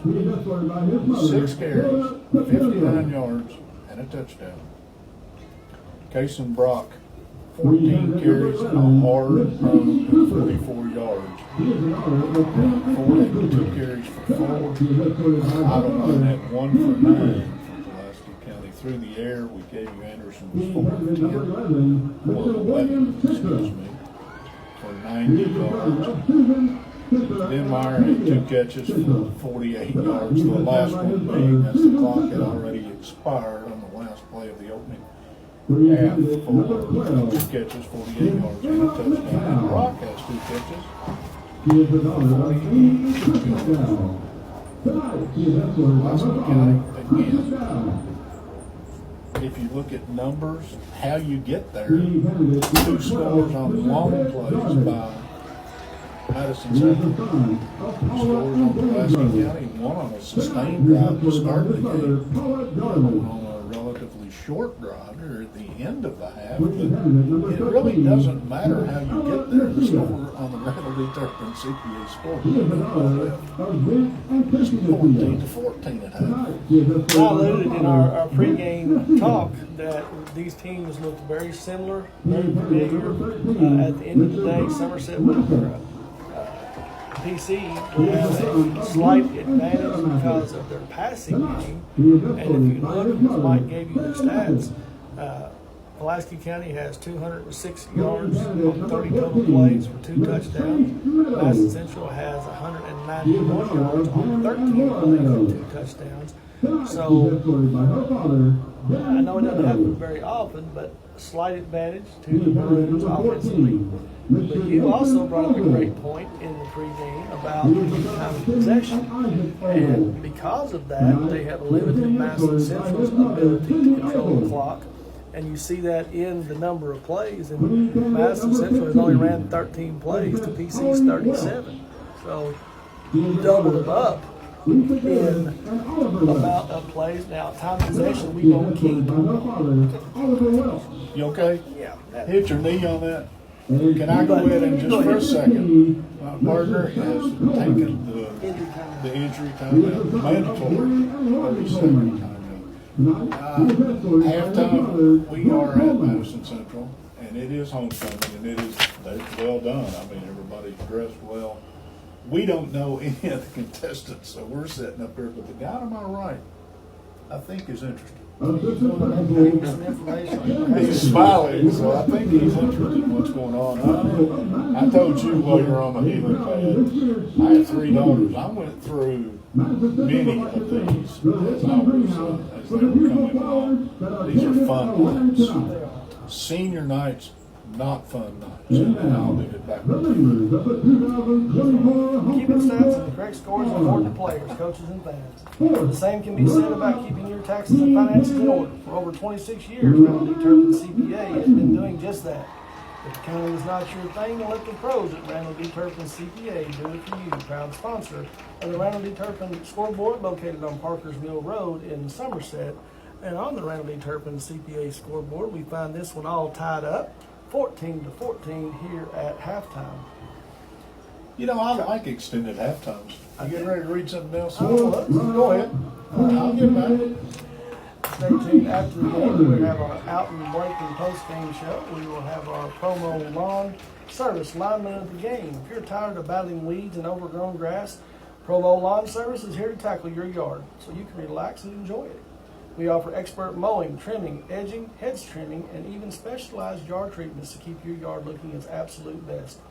Promo Lawn Service, your lawn's MVP. Call today for a free quote and experience the difference. With a loved one facing a serious illness, it can feel overwhelming, but you're not alone. Hospice of Lake Cumberland is here to provide comfort, support, and dignity. Our team of experts focuses on pain management, emotional support, and helping your family navigate this difficult time. We believe in celebrating life, even in its final chapters. Let us help you create moments of peace and connection. Hospice of Lake Cumberland, compassionate care when it matters most. Wow, I just got a, no, hold up. I'm breaking in with breaking news. Da-da-da. I just got a text from Josh that says Southwestern is ahead of Harlan County 7-6 in the second quarter. I would have, anyway, I would be surprised by that. I still don't expect that to happen. I think Southwestern will win the game easily, but what do I know?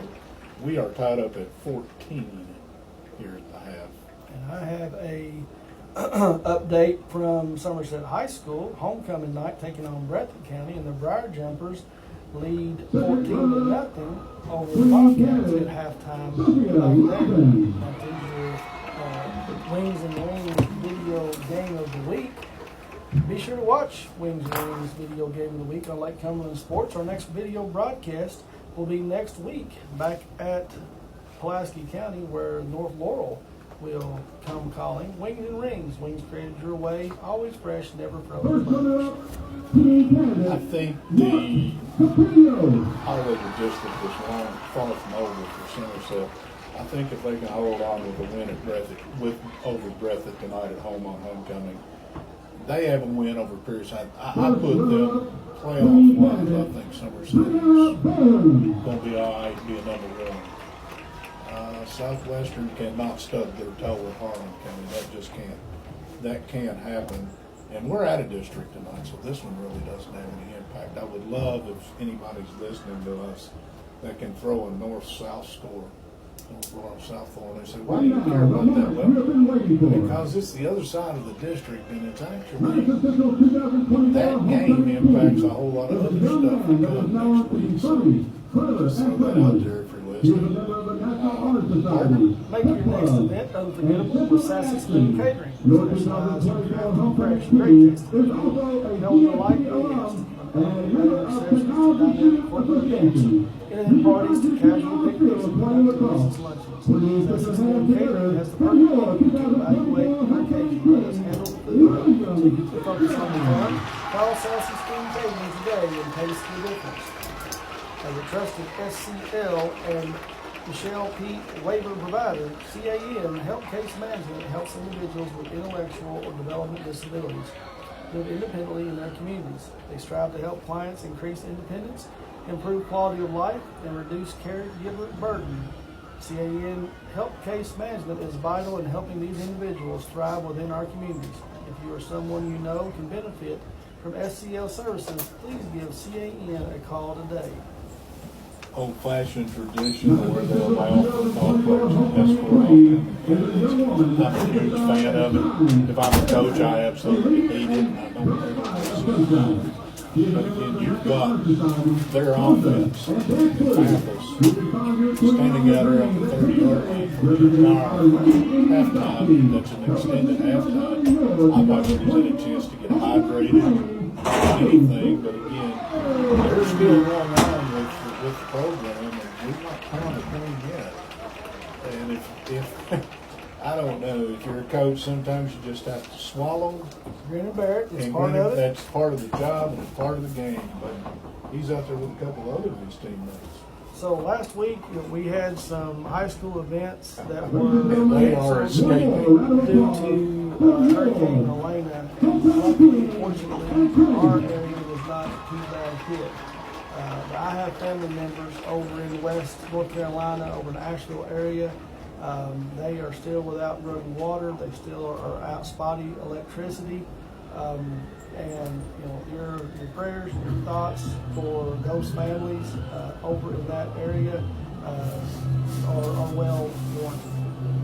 Yeah, again, we don't know how close we are to being in their position. Right. So again, if you see some of the pictures, if that don't touch you, you don't get touched, as far as I'm concerned. And they're not looking at days before things are getting normal. It's going to be weeks and months. They're talking about the interstate over there not being put back till September of next year. Right. If you're not familiar, the whole right lane of I-40 there, jumped the in the river. North Carolina line just collapsed and washed away. And you take that along with roadways in and around Asheville that are blocked. There's debris. There's no way to even travel. I know I spoke to my aunt over there this week, and she had to take the back roads out about 3 hours to get from Asheville to Knoxville, and was able to pick up some supplies and things there and take back. But no electricity, no running water. I mean, we're 2024, and that's hard to deal with. Yeah, again, and it's how blessed we are. Last Friday night, I was all worked out of shape, and thanks to Jeff, the AD at South Laurel, and Jeff Irvin and his helpers. Managed to get us a spot indoors when there wasn't a spot, so we would not be out in the weather. We owed them one, and that was my priority. My priority that night was stay dry. Kind of out of whack, wasn't it? There were people who were stranded and may or may not have been able to get out of that alive. So we're about 5 minutes away from second half action. Both teams still in the locker room. The special teams unit for the Maroons have come out. Mounts is down here attempting field goals, but about 5 minutes away. Yeah, we'll put another 3 up there in just a minute. So Dr. Jesse Pace and Dr. Patrick Jenkins, the Lake Cumberland Orthopedic Sports Medicine for athletes of all levels, from the weekend warrior to the professional. At Lake Cumberland Orthopedics, our goal is to get each patient back to the highest level of physical activity possible. We're proud to support local athletics by serving as team physicians for Lindsey Wilson College, Southwestern, Somerset, Pulaski, and Wayne County High Schools, and other athletes throughout the Lake Cumberland region. Stressed, anxious, depressed? At Entrust Healthcare Counseling Services, we can get services started today. Entrust offers you the flexibility of providing you with counseling services in their office, on the phone, or through your computer. Give them a call at 606-676-0638 or visit their website at entrust-healthcare.com. At Entrust, your mental health matters. 1:25 remaining here on the halftime clock, the additional 3 minutes. Ball game tied, Mike, 14-14, and So you've seen one half of football. Before we step out and take a break here, I want your quick analogy. What does Coach Burns and his team need to do defensively to keep Mathis under wraps, and what do they need to do to get Brock going here in the second half? Give up no home runs to Mathis. And I say that jokingly, but I mean that. You can't give up the 20-yard gash plays you measure, and you can't give up too many of them. But them 70s and 90s that go to the house, you can't have those. Got to find some way to seal up. And I am sure that they have looked at the scheme and hopefully have come up with something. But if I'm Pulaski's offense, I'm pleased with the fact they're trying their best to take Brock away from you, and you still manage to put 200-plus yards and 2 touchdowns on the board in the opening half. So again, I'm not sure you worry that much. You look for a little better completion percentage out of Anderson, but he threw a couple away because he was under duress. And I don't know. I think if you don't have a home run in this half by Mathis, if he doesn't get a 50-yard plus run busted somewhere, I like Pulaski's chances. I agree with you. A big thank you to Don Franklin Somerset Family of Dealerships Kentucky for being the official photography sponsor of Lake Cumberland Sports. At Don Franklin, they work daily to provide customers with the best possible experience. You can visit any one of their 5 Somerset locations or go on Facebook at Don Franklin Somerset Family of Dealerships, where they treat you like family. And Rick Barker and Godby Realty and Auction, names you know, names you can trust. Real estate and auction services for farm, commercial, residential, and personal. Godby Realty and Auction has 49 years experience in real estate and auction business. And we're ready to put that to work for you. Go online at godbyrealty.com for more information. And one more, Mike, and then we're going to step away and try to bring you second half action as when a loved one faces a serious illness, it can feel overwhelming. Hospice of Lake Cumberland is here to provide comfort, support, and dignity. Our team of experts focuses on pain management, emotional support, and helping your family navigate this difficult time. We believe in celebrating life even in its final chapters. Let us help you create moments of peace and connection. Hospice of Lake Cumberland, compassionate care when it matters most. And we find ourselves here at a tie ball game, 14-14, about 2 minutes away from second half action, and we will be back right after this.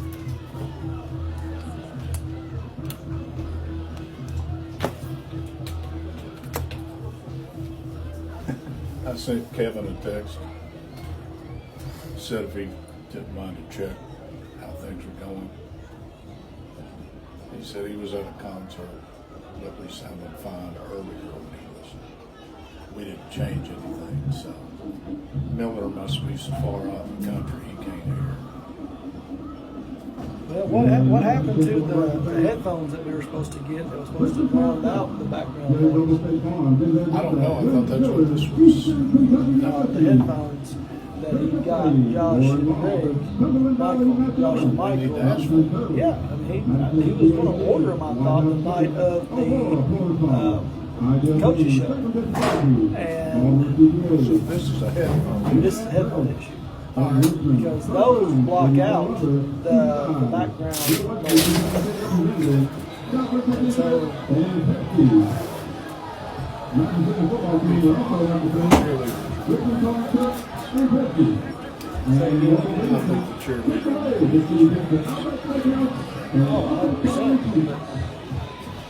We need to get that fixed. High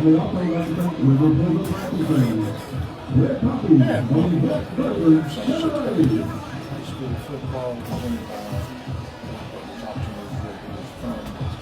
Richmond, Kentucky, over in halftime. Madison Central and Pulaski County have settled most of nothing. It's 14-14 half. Madison Central received the second half kick. And so far we've seen Pulaski through at 11 points. Madison Central did not attempt to throw it. Yardage is 191 for Madison Central, 206 for Pulaski. Pulaski's came in bits and nibbles to get their 2 touchdowns. Madison Central on 2 home runs for Mathis. There's no other way to say it. The young man broke a 90-yard touchdown, and he Tapped that off with a 78-yard touchdown. That's pretty good nice work. It really is, and you have to give that young man credit. The times that he went to the house, and one of them was just on the sideline and showed his breakaway speed. The second one was more impressive. He got his legs chopped out one shot, and he was able to keep his balance and then flip himself out. Pretty good. What do you measure? Science. You have it all. I'm going back to sleep. And Mathis will line up on the 10-yard line along with Sailor, and Mounts and Kickoff will find Sailor on the right side. He comes up the right side, cuts back to the left, and he is going to be tackled there on a good play defensively by Braden Ping. I've called his name a couple times tonight, a couple tackles, but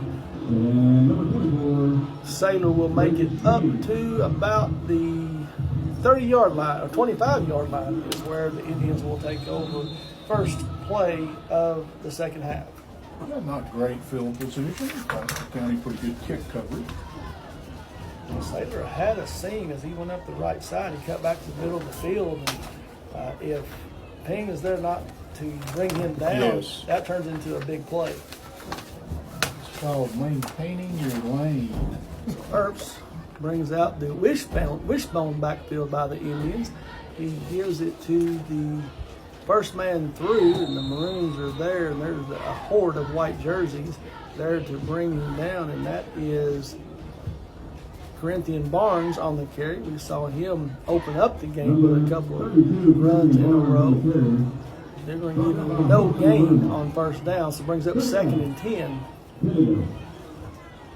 For Pulaski, they brought a new look as they came out with a full house backfield to start the second half, and they're going to stay in that for this series. So wishbone look. Yep. Barnes right behind Ertz. Little counter action here to the left side as he faked it to Barnes through the right side, and he gives it back to Mathis coming here to the near side. He gets struck down on the play by the Maroons, Royston Brown, and a host of others. Short gain on the play will bring up 3rd and 8. Now, once again, a little misdirection, but Pulaski was home. The old crossbuck play. Crossbuck, yes. That's a term I haven't heard in a while. Important third down early in the second half. So Earps under center, and if they give him, the ball is back behind the 35, they're going to give him enough. So the first pass of the night, and it is completed out there to Cody Morrison, their leading receiver, and he picks up 8 on 3rd down. Their first down of the second half. Wasn't a thing of beauty, but it is a first down, and that's what you can.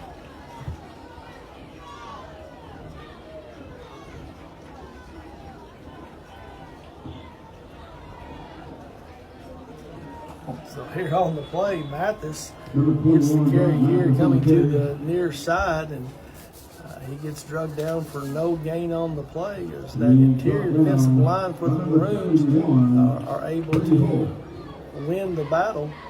I don't know if Coach Burns is prone to halftime speeches or not. Pulaski's defense has got a little more get off the ball in them right now than they had in the first half.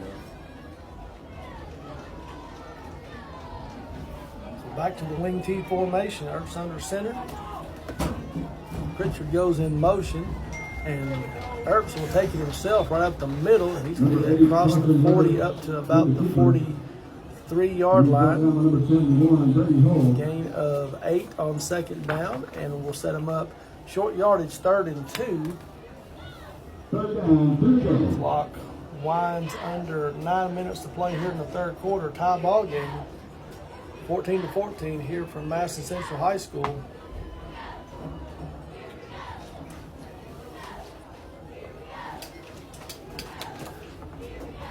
Ball handed off and fighting. That's the quarterback keeping it. He's not brought down, but stopped on the play. I think. What do you think? And he will get 3 yards on the carry, and will give the Indians another first down. 10 yards at a time, that's all you need in this game. So 1st and 10 here for the Indians, threatening Maroon territory. Ball spotted at the 46-yard line. And 3 receivers go wide, 2 to the far side, 1 here to the near side. Barnes still back in the backfield. Earps drops straight back. Now he's flushed out of the pocket to his right. He's still looking downfield. There's a man there. And broken up, I think. Great defense there by Will Adams as he had given up a step to Cody Morrison, the Indians' top receiver.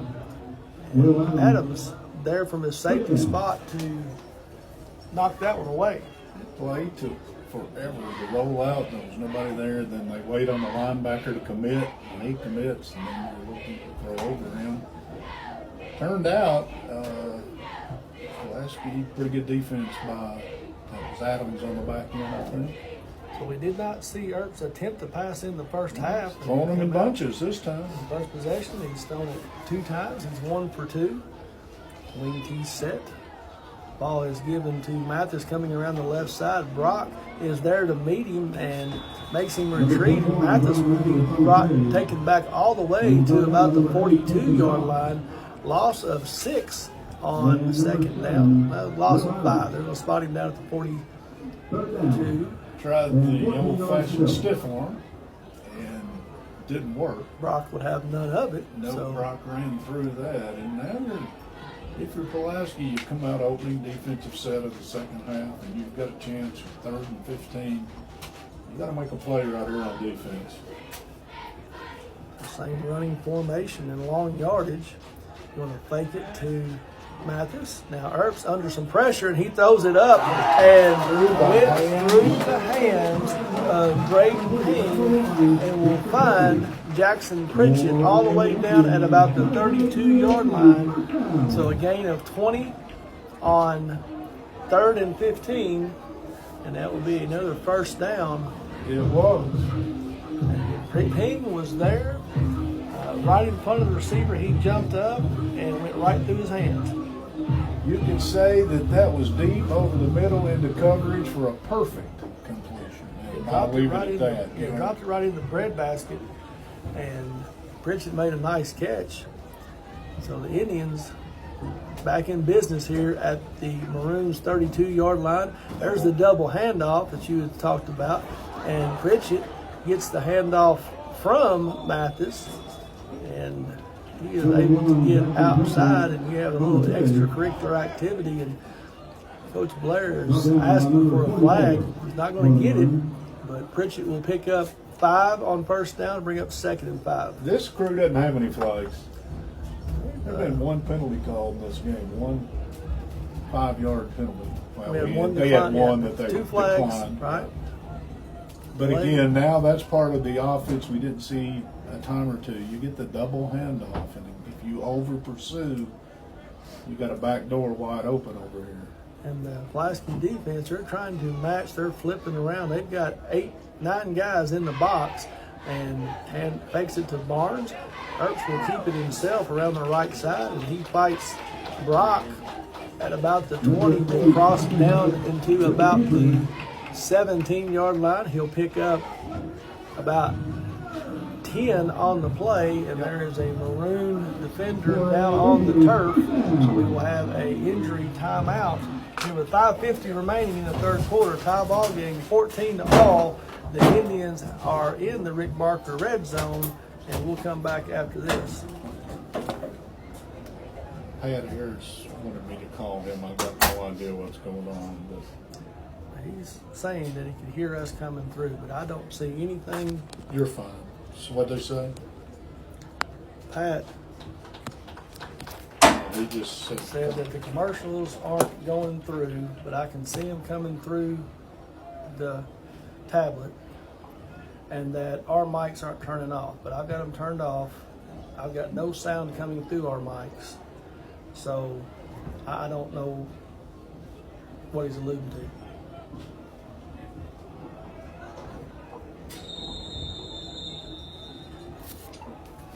Quickly, what's up? We're going back to playing. I think your mics are staying hot all the time. Okay. And I didn't hear a commercial play a while ago. And we are back to live action here from Bath Central High School. Earps turns around and he gives it to Mathis, and Mathis will take it in. 18 yards on the carry. Mathis' third touchdown of the ball game. The Indians strike first here in the second half. What a drive. 5:28 on the clock. And Mathis takes it all the way in. He made one cut right up the middle and went in untouched in the end zone. Number 84, Peyton Gilbo on for the extra point. Number 8, Carson Hurst with the move. So Mathis Gilbalt on to attempt the extra point. Good snap, good hold. Kick right through the middle of the uprights. About 28 on the Ramsey Turpin CBA scoreboard. Indians are back out in front, 21-15.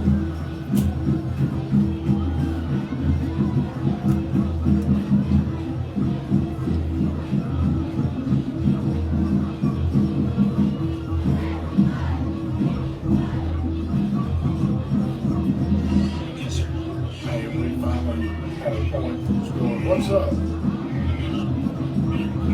Sorry, I can't hear a word you're saying. Well, I'm sorry, you're on my phone. I don't know. Yeah, I got you then. Okay. Talk to me. It sounded like Chris said it would be right back a while ago.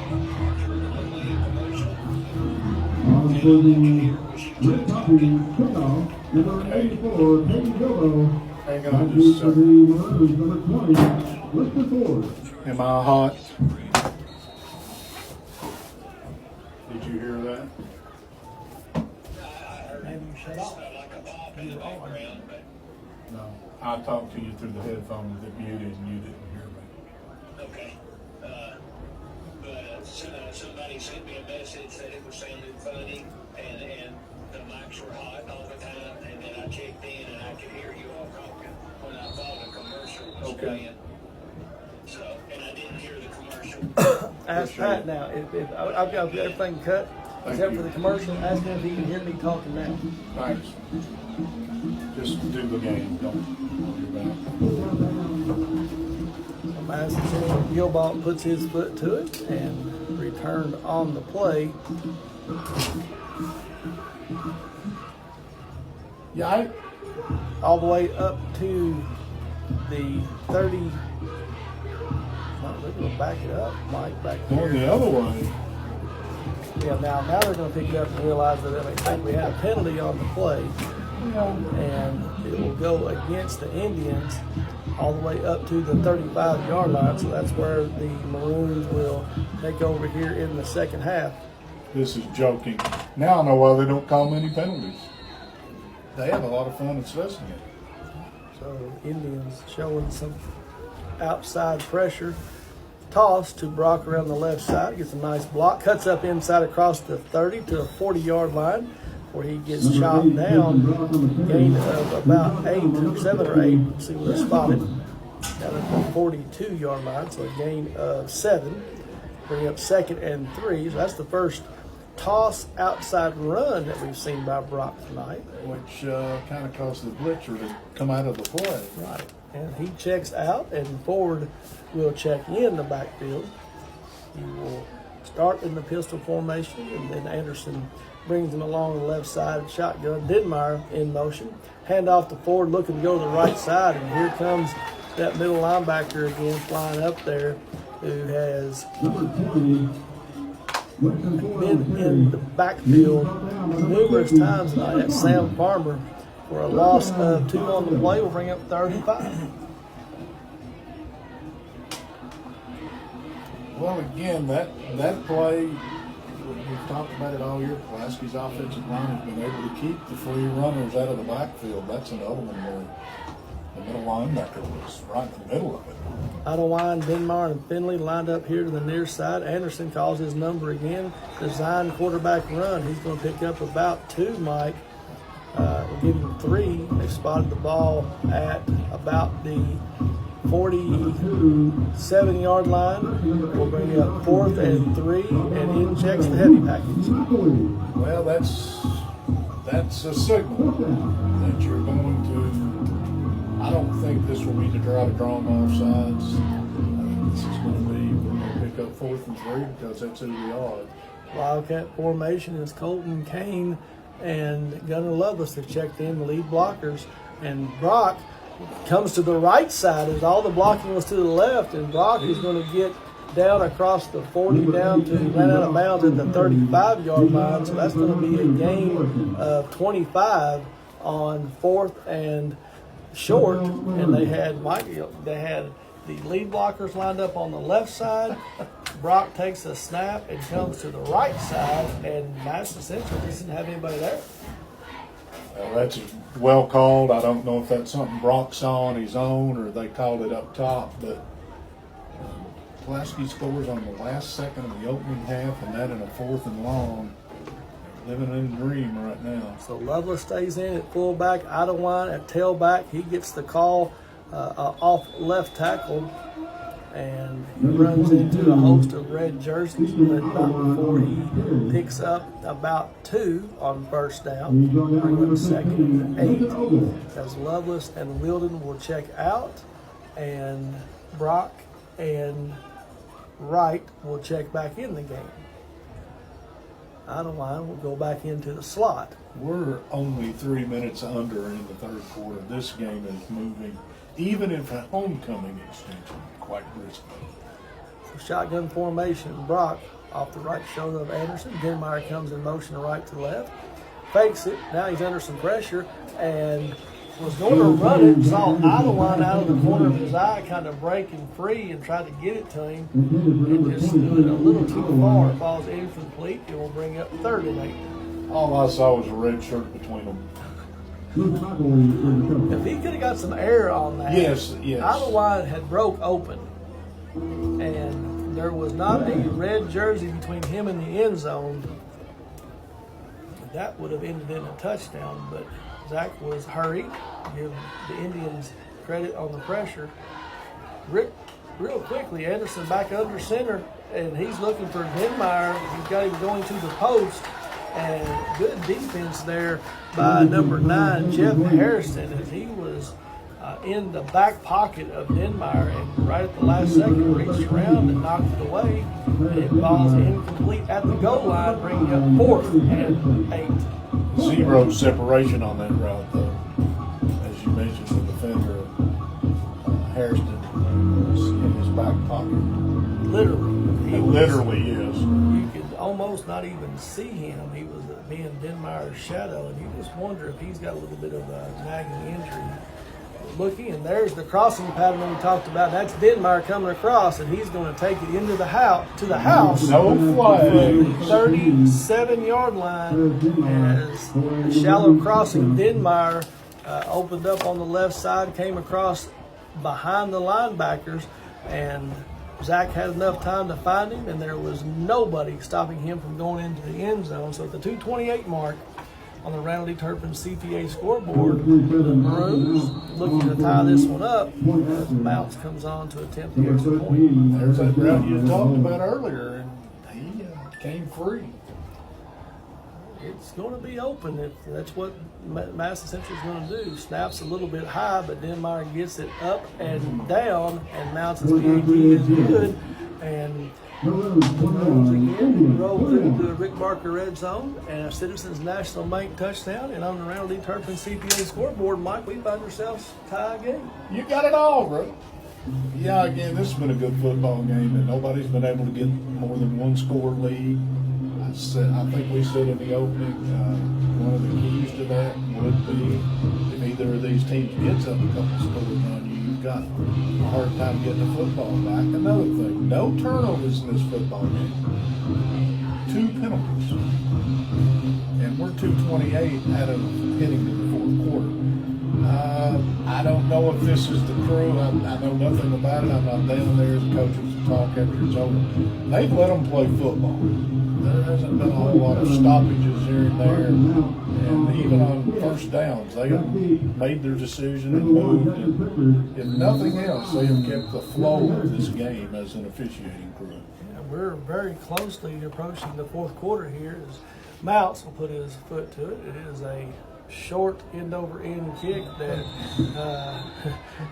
blew a wheel. Well, it was a tough play. He was on a dead sprint. That was Maddox Saylor. He comes up and fields the kick, but as he does, he slides. He's safe at second for sure. Yeah, that was an excellent slide. That was Harrison, I believe. What you hate about that is you don't want to do that, because if you don't catch it cleanly, you're on the ground sliding away from the football, and there's all kinds of white shirts coming.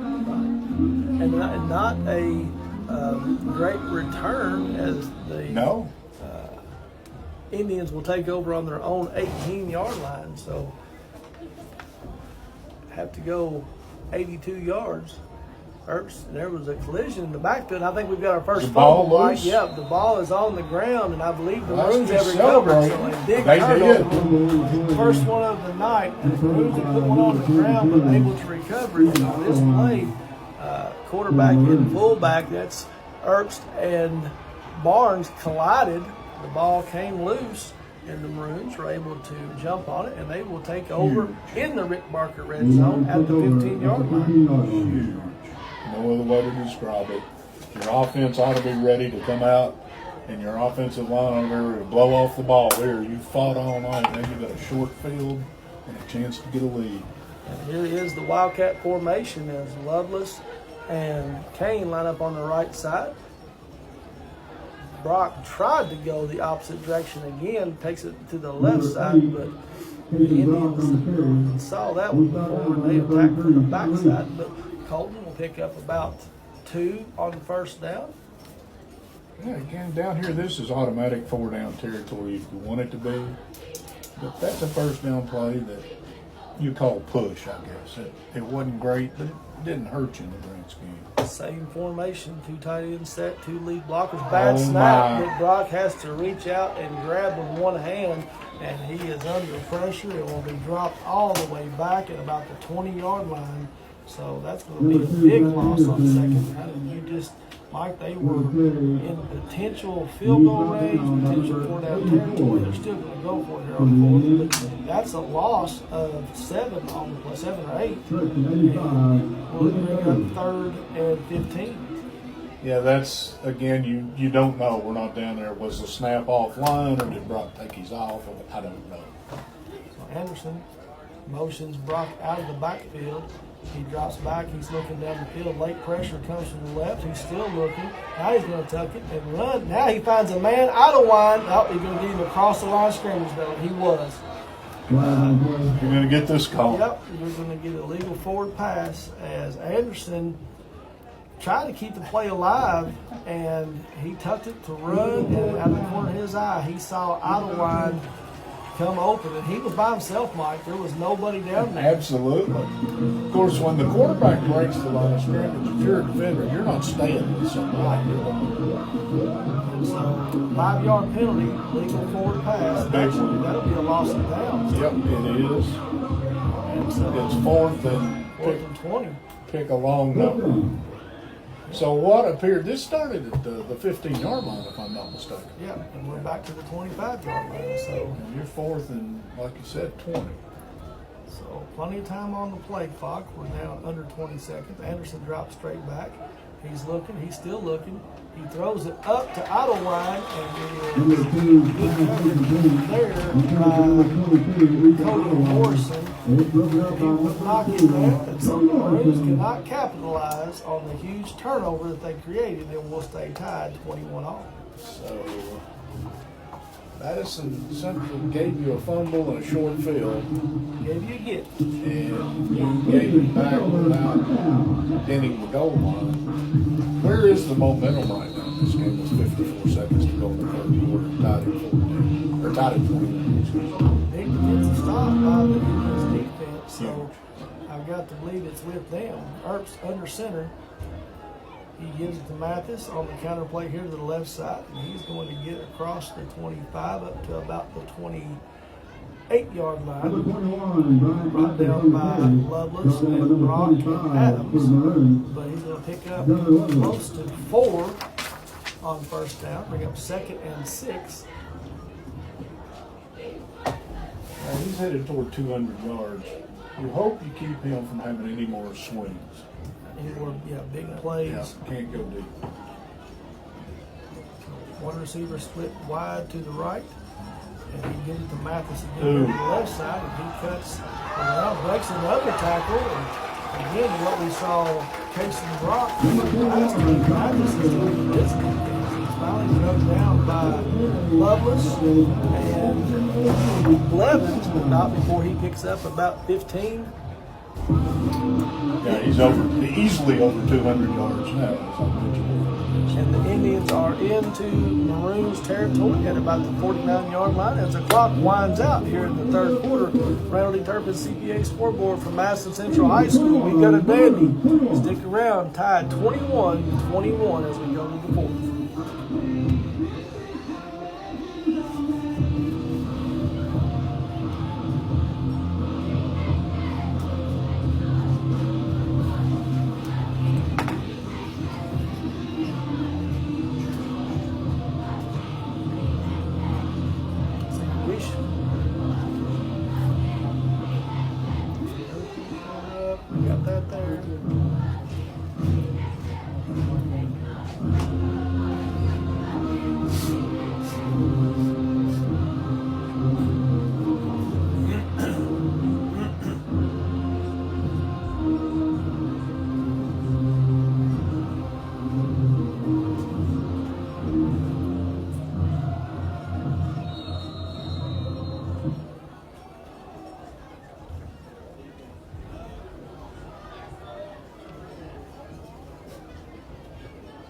Welcome back to Madison Central High School. Start of the fourth quarter. Double handoff there. Mathis will take the handoff and then give it to Pritchard. He was met right at the line of scrimmage. They may give him a gain of 1, Mike. We'll see where they officially spot it. If they do, it's a gift. Good defense. There's that. No gain on the play. Gain. That's what I thought. So Carson Earps, the quarterback, runs all the way to the line of scrimmage. First time we've seen that tonight. Play clock's at 15, and he's just now getting into the huddle. Well, this is the first time all night they've been in anything close to a play clock violation. He hustles to the line of scrimmage, gets the snap off. He's going to fake it to the first man through. Now runs the option, and he gets hit and pitches it late. As Mathis will get the carry. Brought down on the play by Lovelace, but not before he picks up about 6 on second down, bringing up 3rd and 4, ball at the 43-yard line.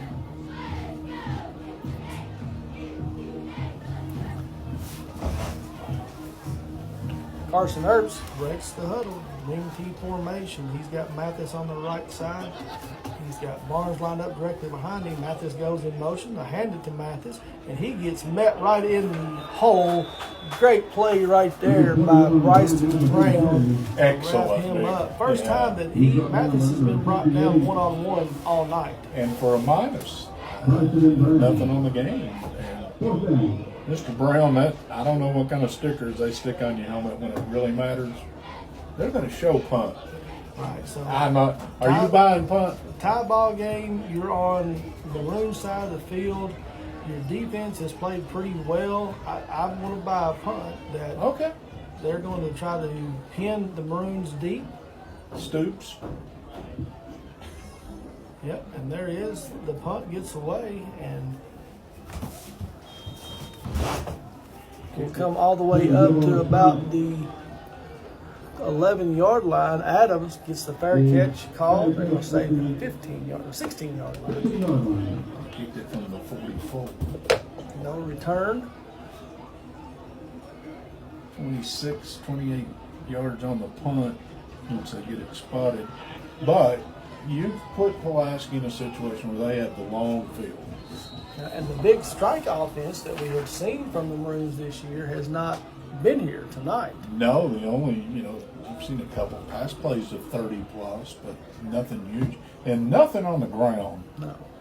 9:43 remains in this when Anderson goes under center and shows a little wing tee action of his own, and ball headed off to Winston Ford, and he is met right there at the court. It will be brought down for a loss of 2 on the play, bring up 2nd and 12. But again, there's a linebacker, it may be in the DN, I didn't, but in the backfield, 3 yards deep. Setting the edge, not allowing Ford to get around the outside. He will stay in the game along with Brock. So you got shotgun formation with Ford lined up to the right. Brock will now go in motion to the left side. Anderson drops back. Quick screen to Ford on the right side, and he's got some space. He's across the 20, makes one man miss at the 40, and he gets across midfield before he gets drugged down there on the play by the middle linebacker, Sam Farmer. But a big play. I got 33. 33 on the pass and catch from Anderson to Ford. So there's a big chunk play, partner. Yeah, I've been looking for that. But again, Ford, most of that just his wheels. Okay, he got some space, found the seam, made a man miss, and got drugged down from behind, but still a big play. We talked about the Maroons having 9 in the box. The Indians have 9 in the box. There's a toss to Brock around the right side. He cuts back inside, a nice block out there. We'll get down to about the 41 or 40, see where they spotted, 41-yard line. So give him a gain of 5 on the first down. We'll bring up 2nd and 5. Clock, I know it's early to start talking about clock, but the way these offenses operate, we're under 8 minutes when this one snapped. And the offensive star for the Indians has checked in the game at cornerback. We've seen that a couple of times. Trips formation here to the left side and toss quickly. That's got to be a face mask or a horse collar. Yeah, either or. The helmet. Yeah, the helmet got ripped off out of line on the play as the tackler, Nathan Ogle, got his hand up into the headgear, and we're going to get a personal foul. Horse collar. Face mask. I'm going to call a horse collar. It's actually, if he had the helmet, it's actually a face mask. He was only at the back of the helmet. But there's nothing that matters. There's going to be a 15-yard penalty from the previous spot. And more importantly is, Idlewind is slow to get up. Well, when they grab, when you go down without your head and helmet, it hurts. But this is 15 from the original spot, so the ball should get moved down to about the 25, and they spotted at the 26. And no idea if that's intentional. If it was, it's a kind of no. He just reached to grab something as the guy's going by. Right. So first down and 10 for the Maroons, threatening the Rick Barker red zone. Ball's at the 26-yard line. Anderson, another design quarterback run, and this time he runs into William Thurman, who's there to greet him, and Anderson does his best to try to get back to the line of scrimmage, but he's going to be brought down for a loss of 2 on the play. We'll bring up 2nd and 12. Yeah, they had several of those minus yardage plays tonight. Clock winds down to about 7 minutes to go here in the fourth quarter.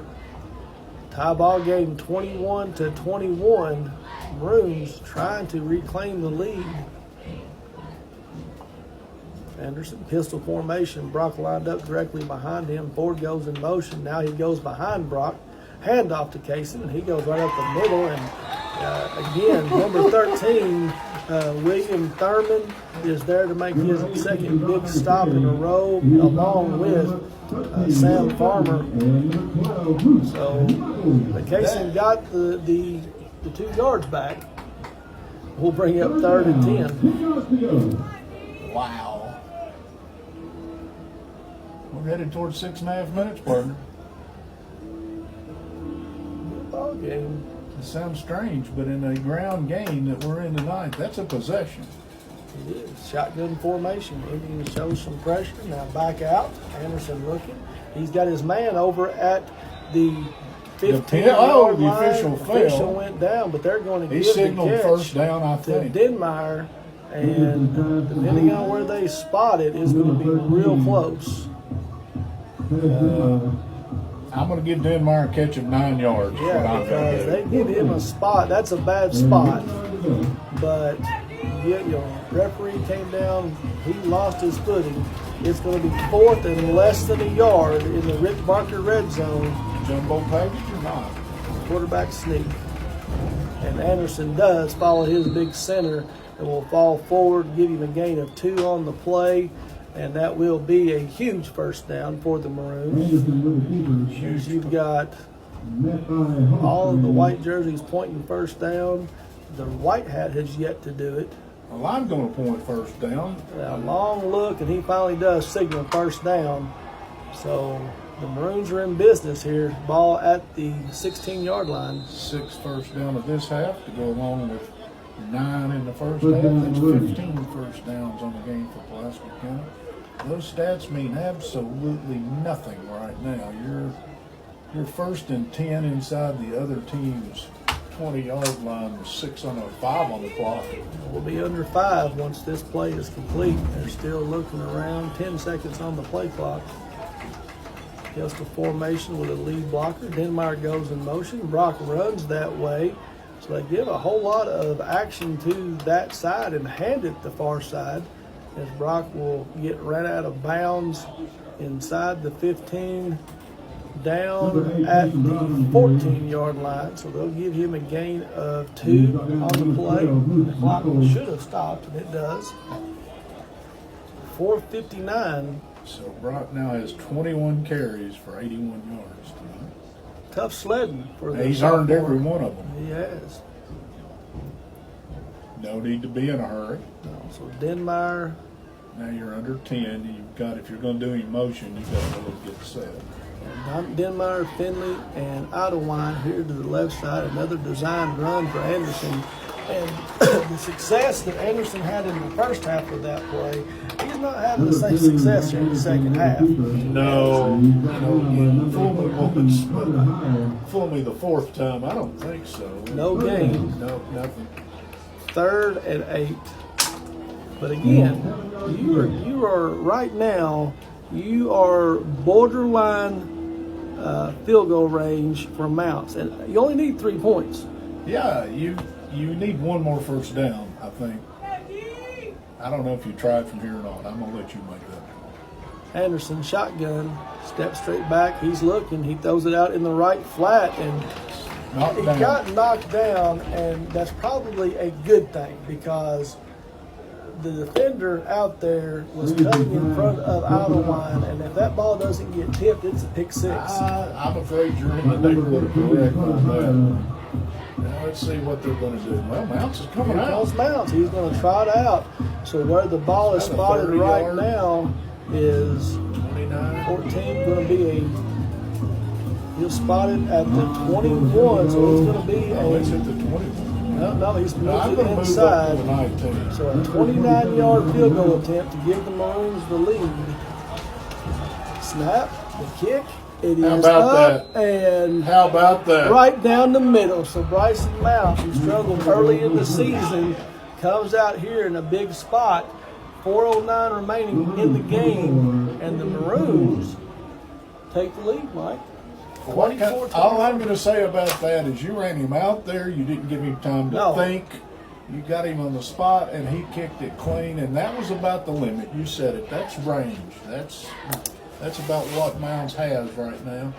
And to the young man's credit, buried one. 29-yarder. It didn't made a 15 by much. Made a 15-foot double breaking putt when it counted. I'm referencing the state champion Madison Central golf team that we saw released tonight. But it's not over. Again, Mathis has hit 2 home runs and a double for his 3 touchdowns tonight. Oh, yeah. And as long as there's a second on the clock and you're less than 2 scores ahead, he's a dangerous cat. What do you do here? Do you kick it deep? I kick it deep, but I do not kick it. Nothing on your side. Well, he's not now. He's not in the game, so Mathis is not out there to return it. I don't believe. Now he's standing right in front of me.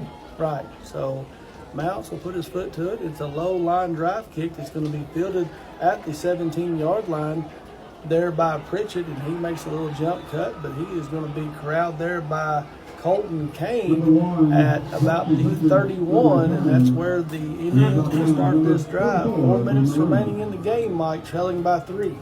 I should know this. I don't know who takes care of the special teams for Pulaski County. I'm going to put that on my find out soon list. They have been very solid tonight. That third part of the game, the offense, defense, and special teams. Special teams have been very good. We see Hull checking in late on the defensive front. And the Maroons late to get set, but they finally do. Mathis goes in motion. We got a flag on the play. Or did they get set? False start. Yep. On the Indians, so they find themselves going backwards on first down. 5-yard penalties don't mean a whole lot to certain offenses. This offense, 5-yard penalties, unless you get Mathis breaking one, means a little bit more. It means a lot. We're under 4 minutes. No, well, 4:01, and I'm not sure why we didn't start the clock. The clock was stopped on the first play, even though the penalty, so it won't start until the ball snapped. My bad. It was stopped after the first down. So Mathis goes in motion. Ertz looking back to pass. He's got a man down there. He's got behind the defender, and that's his leading receiver. And Cody Morrison has snuck behind and just throws it a little bit out of his reach. Mr. Adams, you caught a break. So, he gave him the look and go, and a little double move. He was gone. And you've seen it all game from Morrison. He's going down to block. Yep. And he slowed down, and Adams thought he was going to block him, and then Moore stuck it in a different gear and ran by him. And again, it was not an easy catch, but it's a catch you probably made. We're under 4 minutes. Quickly back up to the line of scrimmage. Mathis will get faked his way. Ertz rolling out to his right. Now he's got plenty of room before he finally gets run out of bounds there. And you've got Finley who's got his jersey. 32 undressed Finley. Yeah, and no flags. But and a 12-yard run. Well, no, it's going to be a 7-yard run. Make it a 7-yard run. I'm looking at the wrong flag. Got the penalty yards back plus 2. Yeah. So it will be 3rd and 8. I don't know if that's called a hold or just I'd like to borrow your jersey. Right. And Finley was begging for the flag and didn't get it. And again, I don't know if you throw that flag. The play's about over and they're wallering on the ground. So 2 wide receivers, wing back formation. Mathis goes in motion. There's another. Yep, there's another collision. But the option is able to get it out. But the Maroons, because of the ball on the ground, allows the pursuit to get there. And Mathis will be stopped for a loss on the play.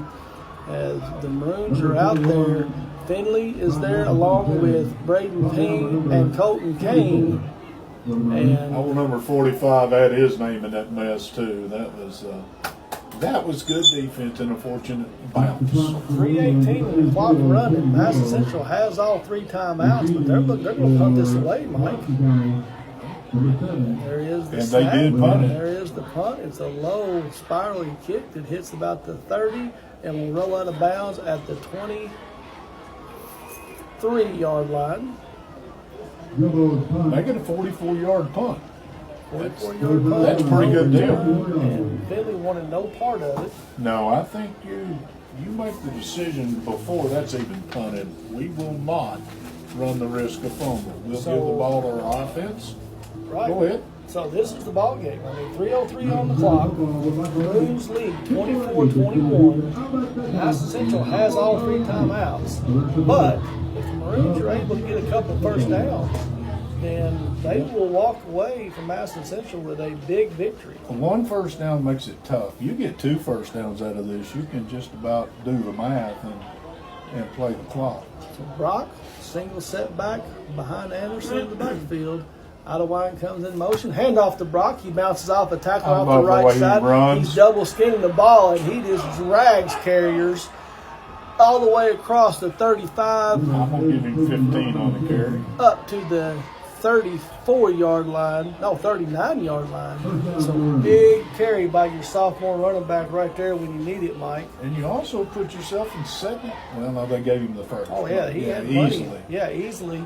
So, and what happens I is just said it was a 15-yard carry, you know. Let's pay attention to that. Can't call a timeout, and the clock now winds under 2:35. You've got a quarterback who's been bringing the play clock down to 2-3 seconds all night. We're at 2-3 comfort zone. seconds. Yeah. Snap, hand off to Brock right up the middle, and Madison Central brought everybody. And he gets met, and there will be your first timeout. Ron Shaw Realtor timeout here in the fourth quarter. 2:22 on the clock. Maroons lead 24-21. We come back, it'll be 2nd and 11. And I do not expect the Maroons to put the ball in the air. But now we saw a similar situation against GRC. And I gave Coach Burns a chance to take all the glory and the credit for that call. Okay. You know what he told me? No, Josh made that call. The offensive coordinator. I said, okay. Did he have to get it approved? And he just looked at me with a blank stare, you know. So he gave Josh all the credit. You've seen that on tape, so I don't know if I'm Madison Central, I sell out. Oh, yeah. I do what I did on the last play. Yeah. We're all coming. It's Thanksgiving at your house, and we're all coming. Back in Somerset, the Briar Jumpers lead Breathitt County 28-7, 8:40 to go. A homecoming there for the Jumpers. Here we go. Back to live action here, and a stretch play that Anderson has to go get Brock the ball, and he breaks a couple of carries or tackles, and will fall forward up to about the 44-yard line where they spot it down. 43-yard line, gain of 6 on the carry, and Madison Central calls their second timeout. I officially have Brock with 24 carries for exactly 100 yards. And that's been a hard-earned 100 yards. And this Madison Central defense came in, and they had one goal in mind, and that's to stop him, slow him down, make it more difficult, and they've done just that. If we can do this, I mean, after the game, no promises, because we've got to transfer out and catch Coach Burns and all the other stuff. But if we can, we'll get a live interview with him on your Out Likely post-game show. And never know how long they're going to have over there, or we'll have to go. But that's a long way away from where we are right now. So if you do not get very short yardage here, they're going to stop the clock. Do you punt it away and flip the field position? Absolutely. Yeah. So Brock gets the handoff. He runs right into a defender, and he's going to be brought down for a loss on the play. We'll bring you up 4th and at least 8. If he didn't use the last time out, okay. Yeah, he did. So Madison Central calls their 3rd and final timeout. 2 minutes and 11 seconds to go. It's 4th and 8. 4th and 8 from their own.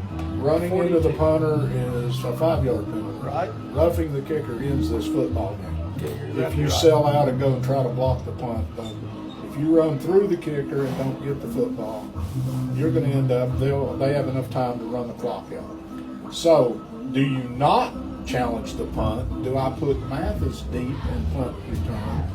Give him a touch. And if you do, I don't know how good of a directional punter that Brock is, but if they only put one deep back, he's not touching the ball. He ain't seeing the football if he's by himself.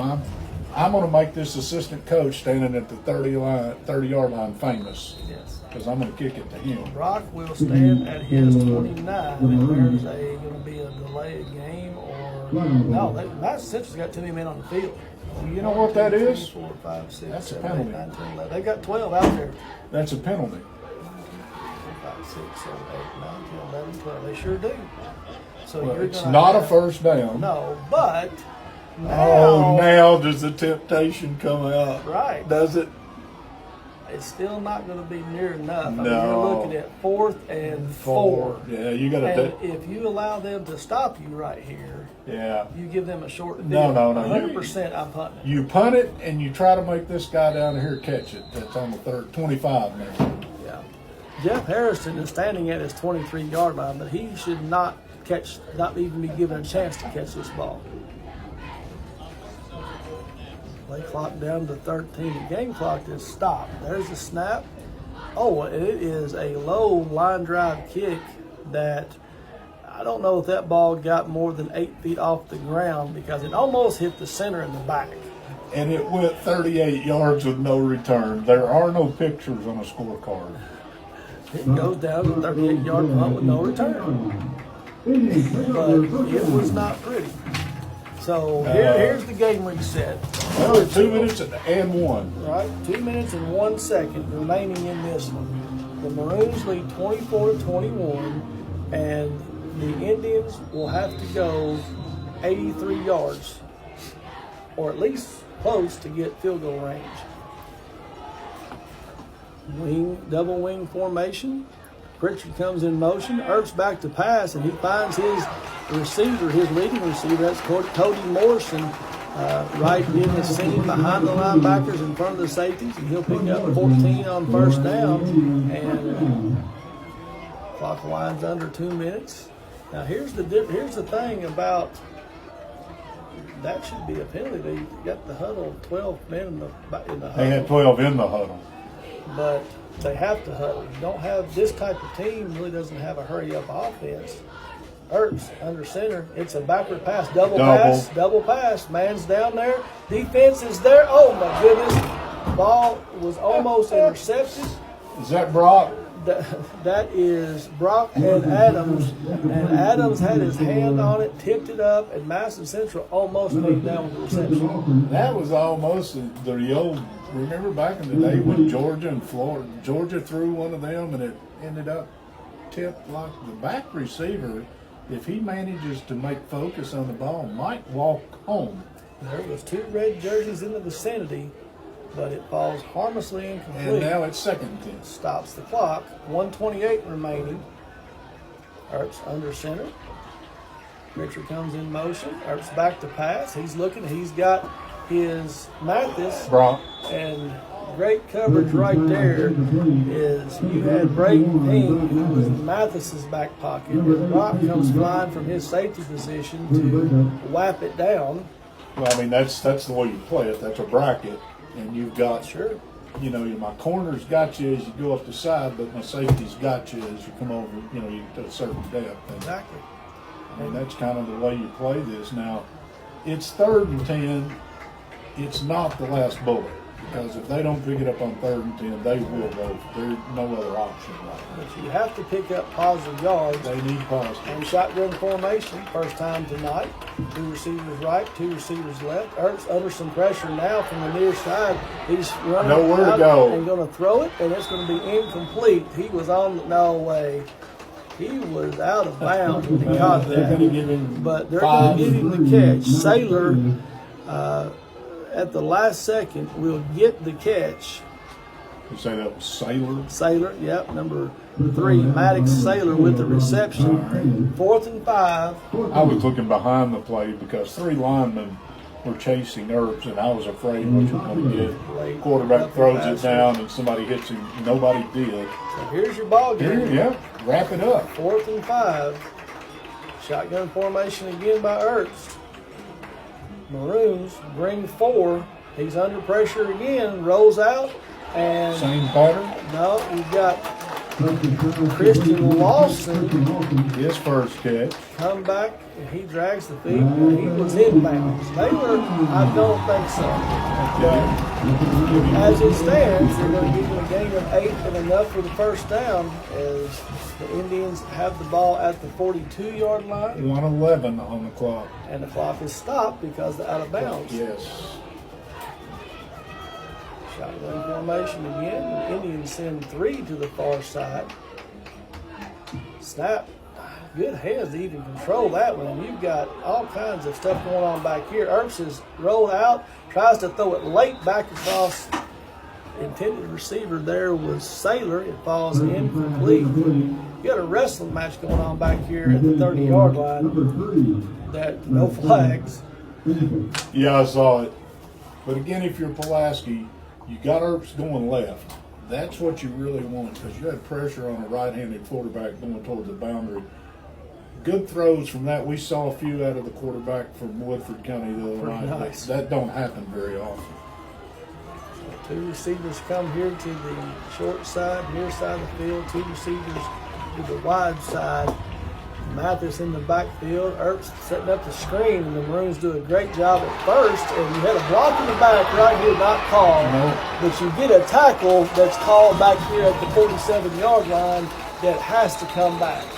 And so, yeah, you get the flag. That can be for either or. Yes, but you got ineligible man downfield.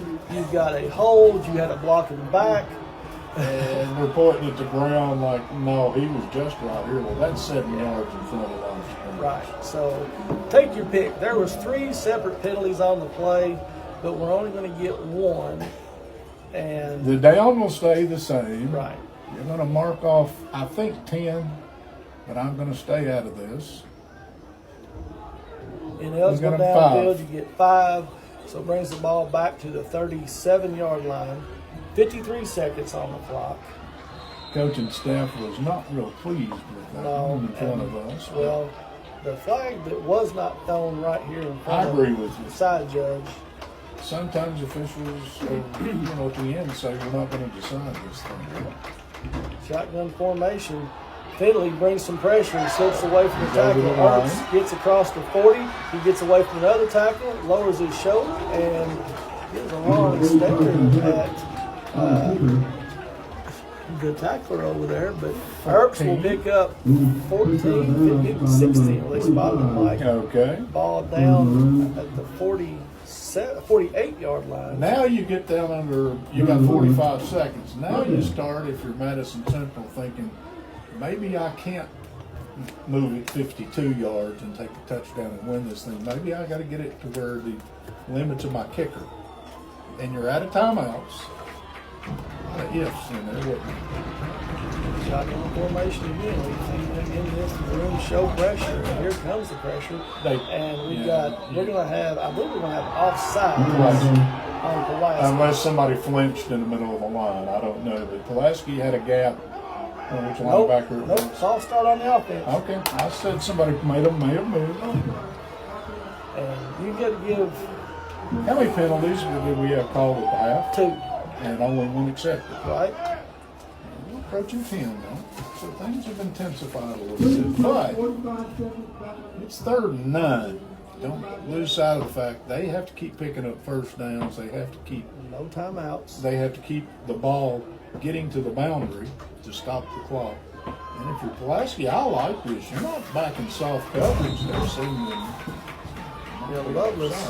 Lovelace created that penalty right there. He showed blitz, and now Idlewind steps up. He shows pressure from the backside. Earps throws it down the field, and good. Oh, here comes a late flag. You're going to have pass defense called on Atwell, and there was a lot of contact. Yeah, there was. So, you cannot ask for it one way and not get it the other.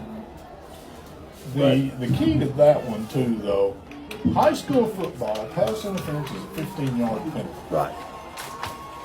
At the next level, that's spotted at the point of the foul down there where it happened. So really, if you're beat as a DB this late in the game, sometimes you go ahead and make that play. So that will move the ball into Maroons territory. Ball down at the 42-yard line. 1st and 10. Clock's at 40 seconds. 3 receivers here to the near side. Morrison goes wide to the left. Earps dropped back, looking that way. Now he's under some pressure. Gets away from the would-be tackler again.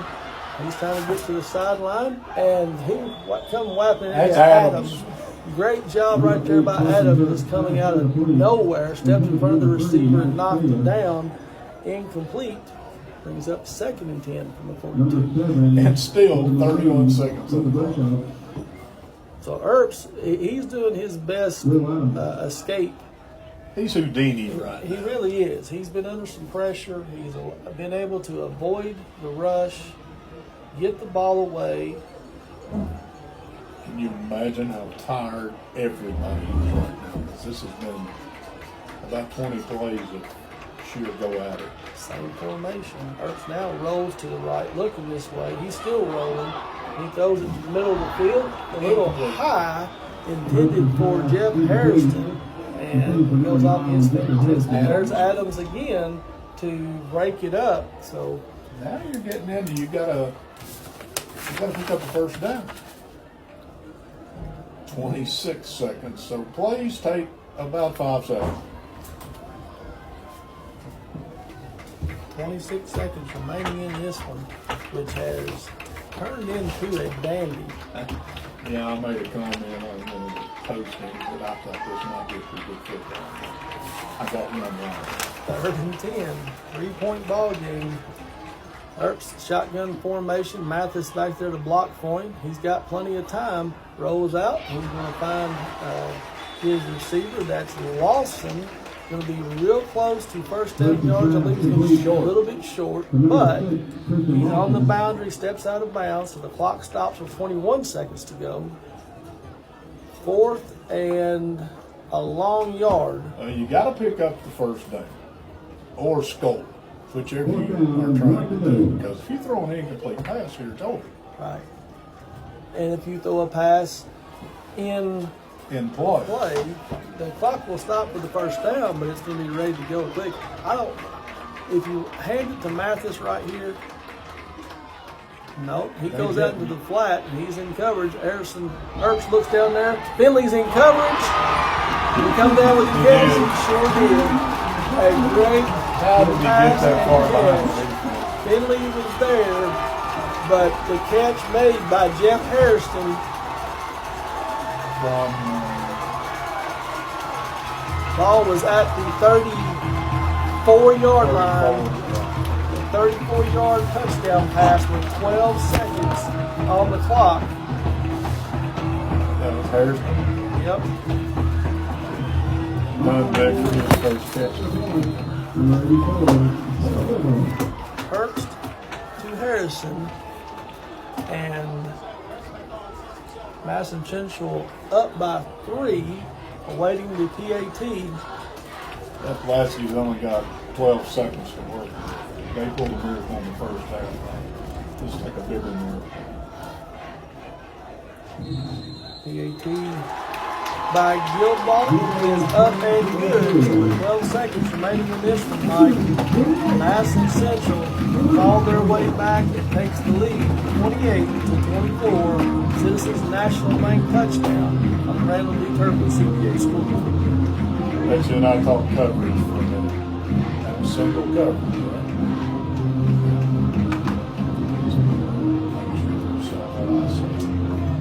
Millie was back there. Yep, One of the Cardinals sends by safety. That was Todd. He was the deepest man. You don't let anybody get behind him. He allowed Harrison to sneak back there. How about that? We had a score with no time left on the clock at the end of the opening. We had a score with 12 seconds left on the clock. But it's something and barring some sort of biblical interference, Pulaski's going to be the hard part. Madison Central is going to be 5-1. Will be their second game of the year that they got beat on the last possession of the game. That's right, the Beechwood game. Did the same thing to them. So, late clock defense. How about Herbst coming out with the passing game? He threw 13 times in this half. There is the end-over-end kick that gets fielded there by Toby Wright, and Toby gets up to about the 40-yard line. And 5 seconds run off the clock, so the Maroons will have 7 seconds in which to work with. Needing to go 61 yards. All right, now I use 3 down linemen, about 4 across here, about 15 yards down the field, and two safeties that I feel if anybody gets behind So you do have some timeouts to work with. Yeah, this is a gut wrencher right here. 5 wide receiver. Indians only showing 3 down linemen. They'll drop 8 in the coverage. Anderson looking, and he's going to be dropped. He does toss it out of bounds, and here comes the flags. You're going to have intentional grounding. And 1 second shows on the clock, and the Madison Central coaching staff is looking up like, how in the world can you leave 1 second on the clock? We're at my house. But Anderson, just trying to get rid of it. There was no receivers in the vicinity.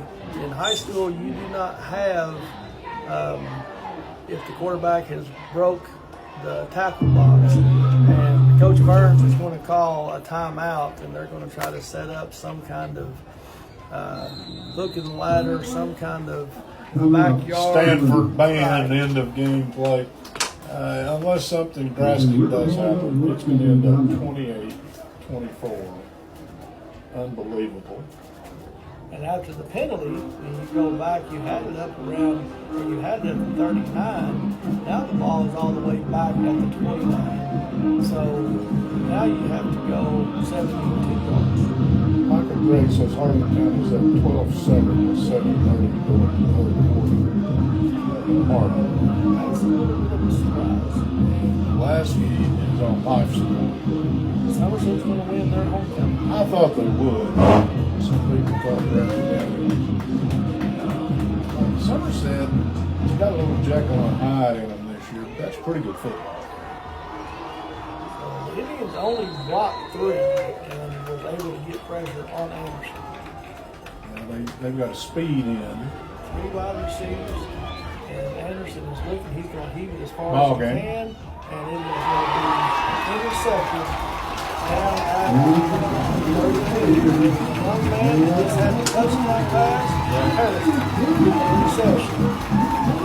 Blues go down 28-24. Madison Central, what was a very entertaining, very hard fought, very well played football game.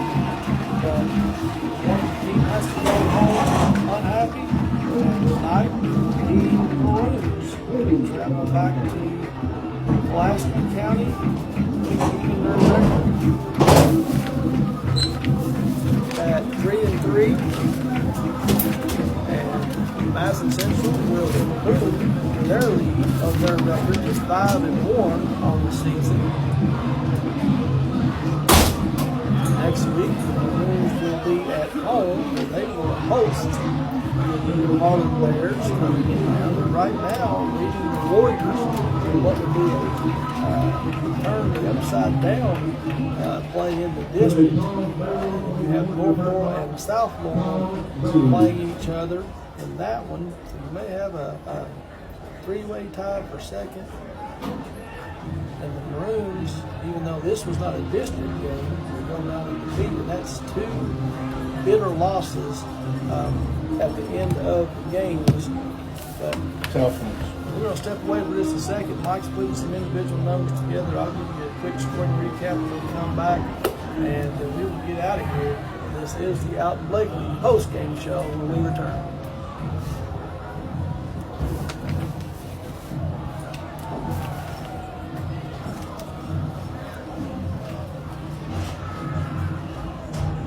Did Pulaski not lose a fumble? They recovered no fumble.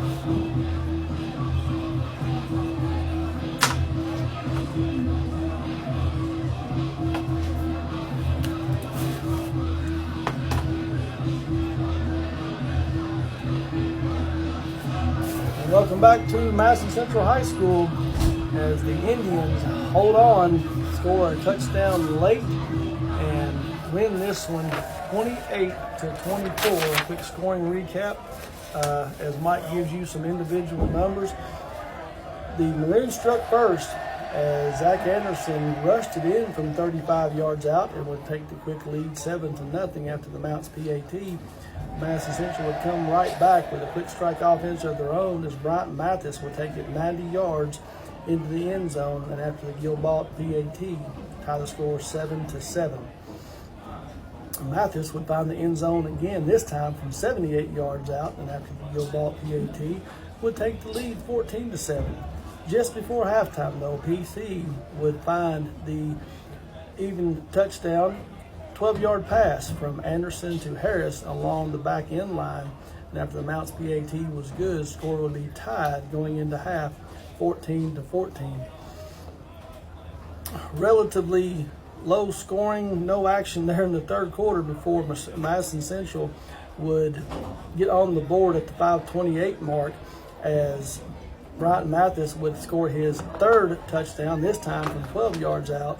And after the Gilbalt PAT was good, Madison Central would lead 21-14.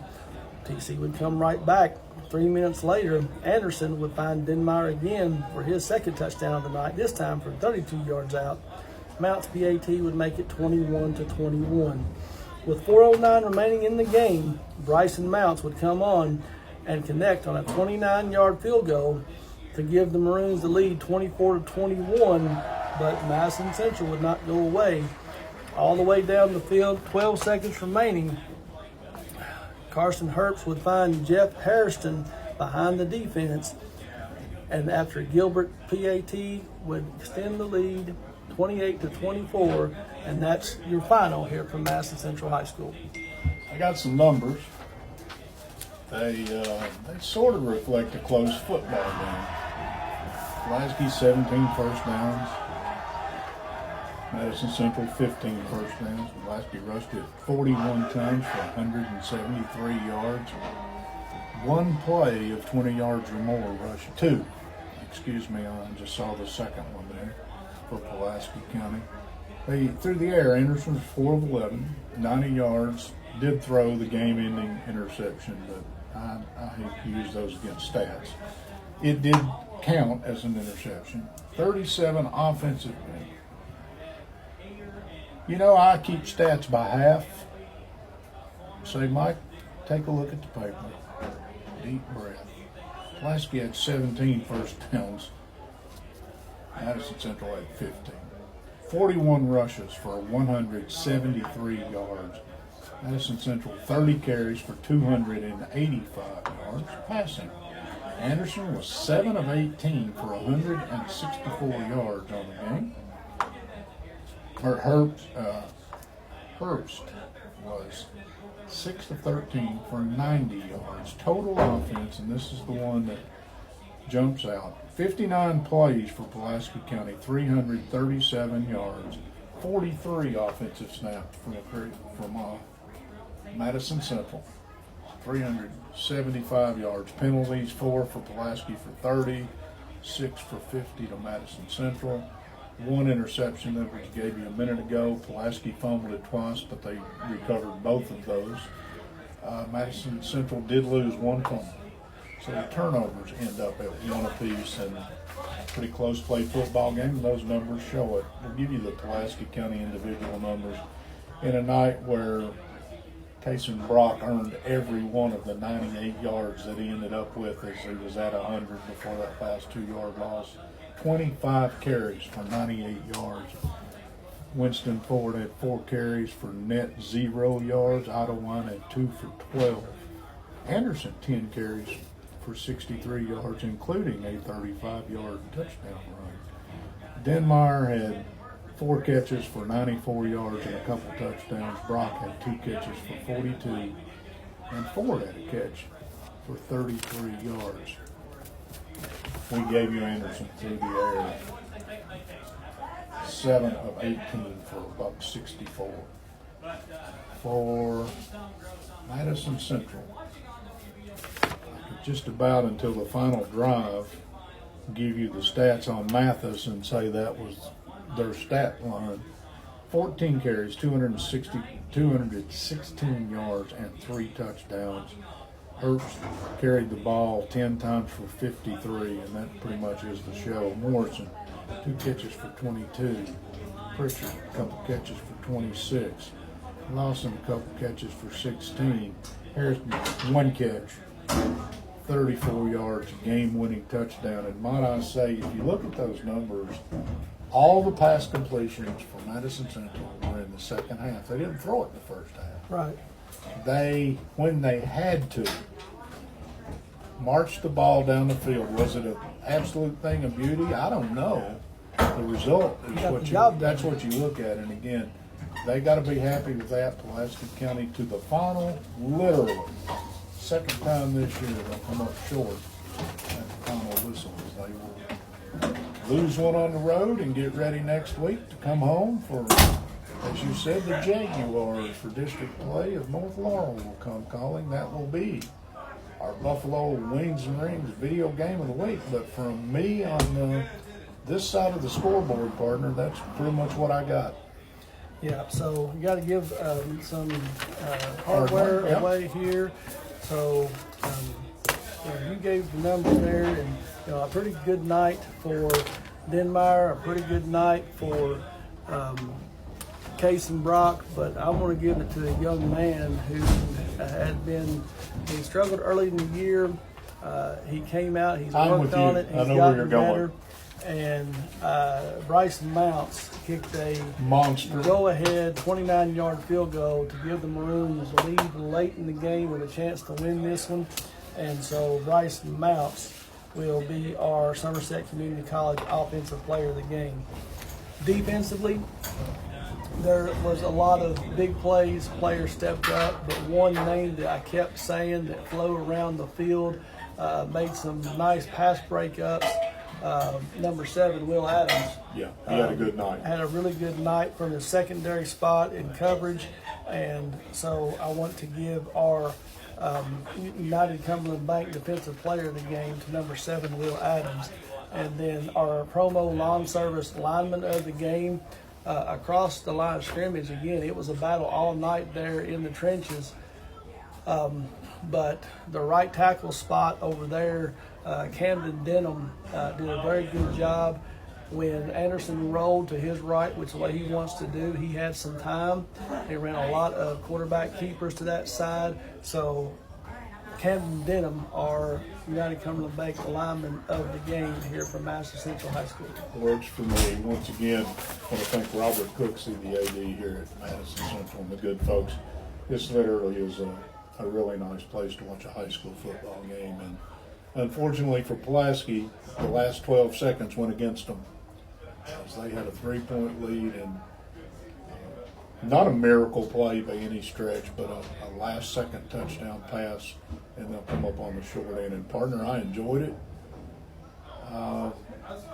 What do you say after one of these other than good football game, good high school football game? Everybody go check, see if everybody's okay, and get ready to go watch film on Sunday and get ready to play on Monday. Keep fighting. I mean, put yourself in a chance. There's only been one game that they've not been in it at the very end, either winning. They lose a close one to Beechwood. They lose a close one to a top 10 6A school at Madison Central. That's a pretty good football team, by the way. So you're doing some good things. Would you love to come away with those 2 games as victories? Yes, no doubt. But you're doing some good things. You're in a position to win ball games, just shorten your stick. And if you beat North Laurel on our Buffalo Wing video game of the week next week from Pulaski County, if you beat North, you're 2-0 in the district, and you grabbed a hold of what you wanted. A district championship to either of these football teams in this district means a lot this year, because it probably means you're not going to face that tough a competition in the opening round. And it also sets up that RPI stuff that I hate, but it's important. And a district championship used to be for the pride of the district championship. Now it's for other things. And real quickly, we're going to get off the air, but we did get a score update from Harlan County. Southwestern has reclaimed the lead in a hard-fought game over there into the third quarter. Southwestern leads 13-12, but that one's far from over. And then back in Somerset, the Briar Jumpers on homecoming night able to double up the score on Breathitt County, and will win that one 42-21. Mike, anything else? No, I'm done. Okay. This is our Out in Blakely post-game show. A big thank you to all of our sponsors. Without them, this wouldn't be possible. Mike and I will be back home next week if you want to listen to the game. If not, come on out. The Maroons will be at home, one of only 2 home games left. So season coming winding down. From here at Madison Central High School, final Indians coming with the 28-24 victory. Everyone have a safe weekend, a good week, and we will talk to you again next Friday. Good night.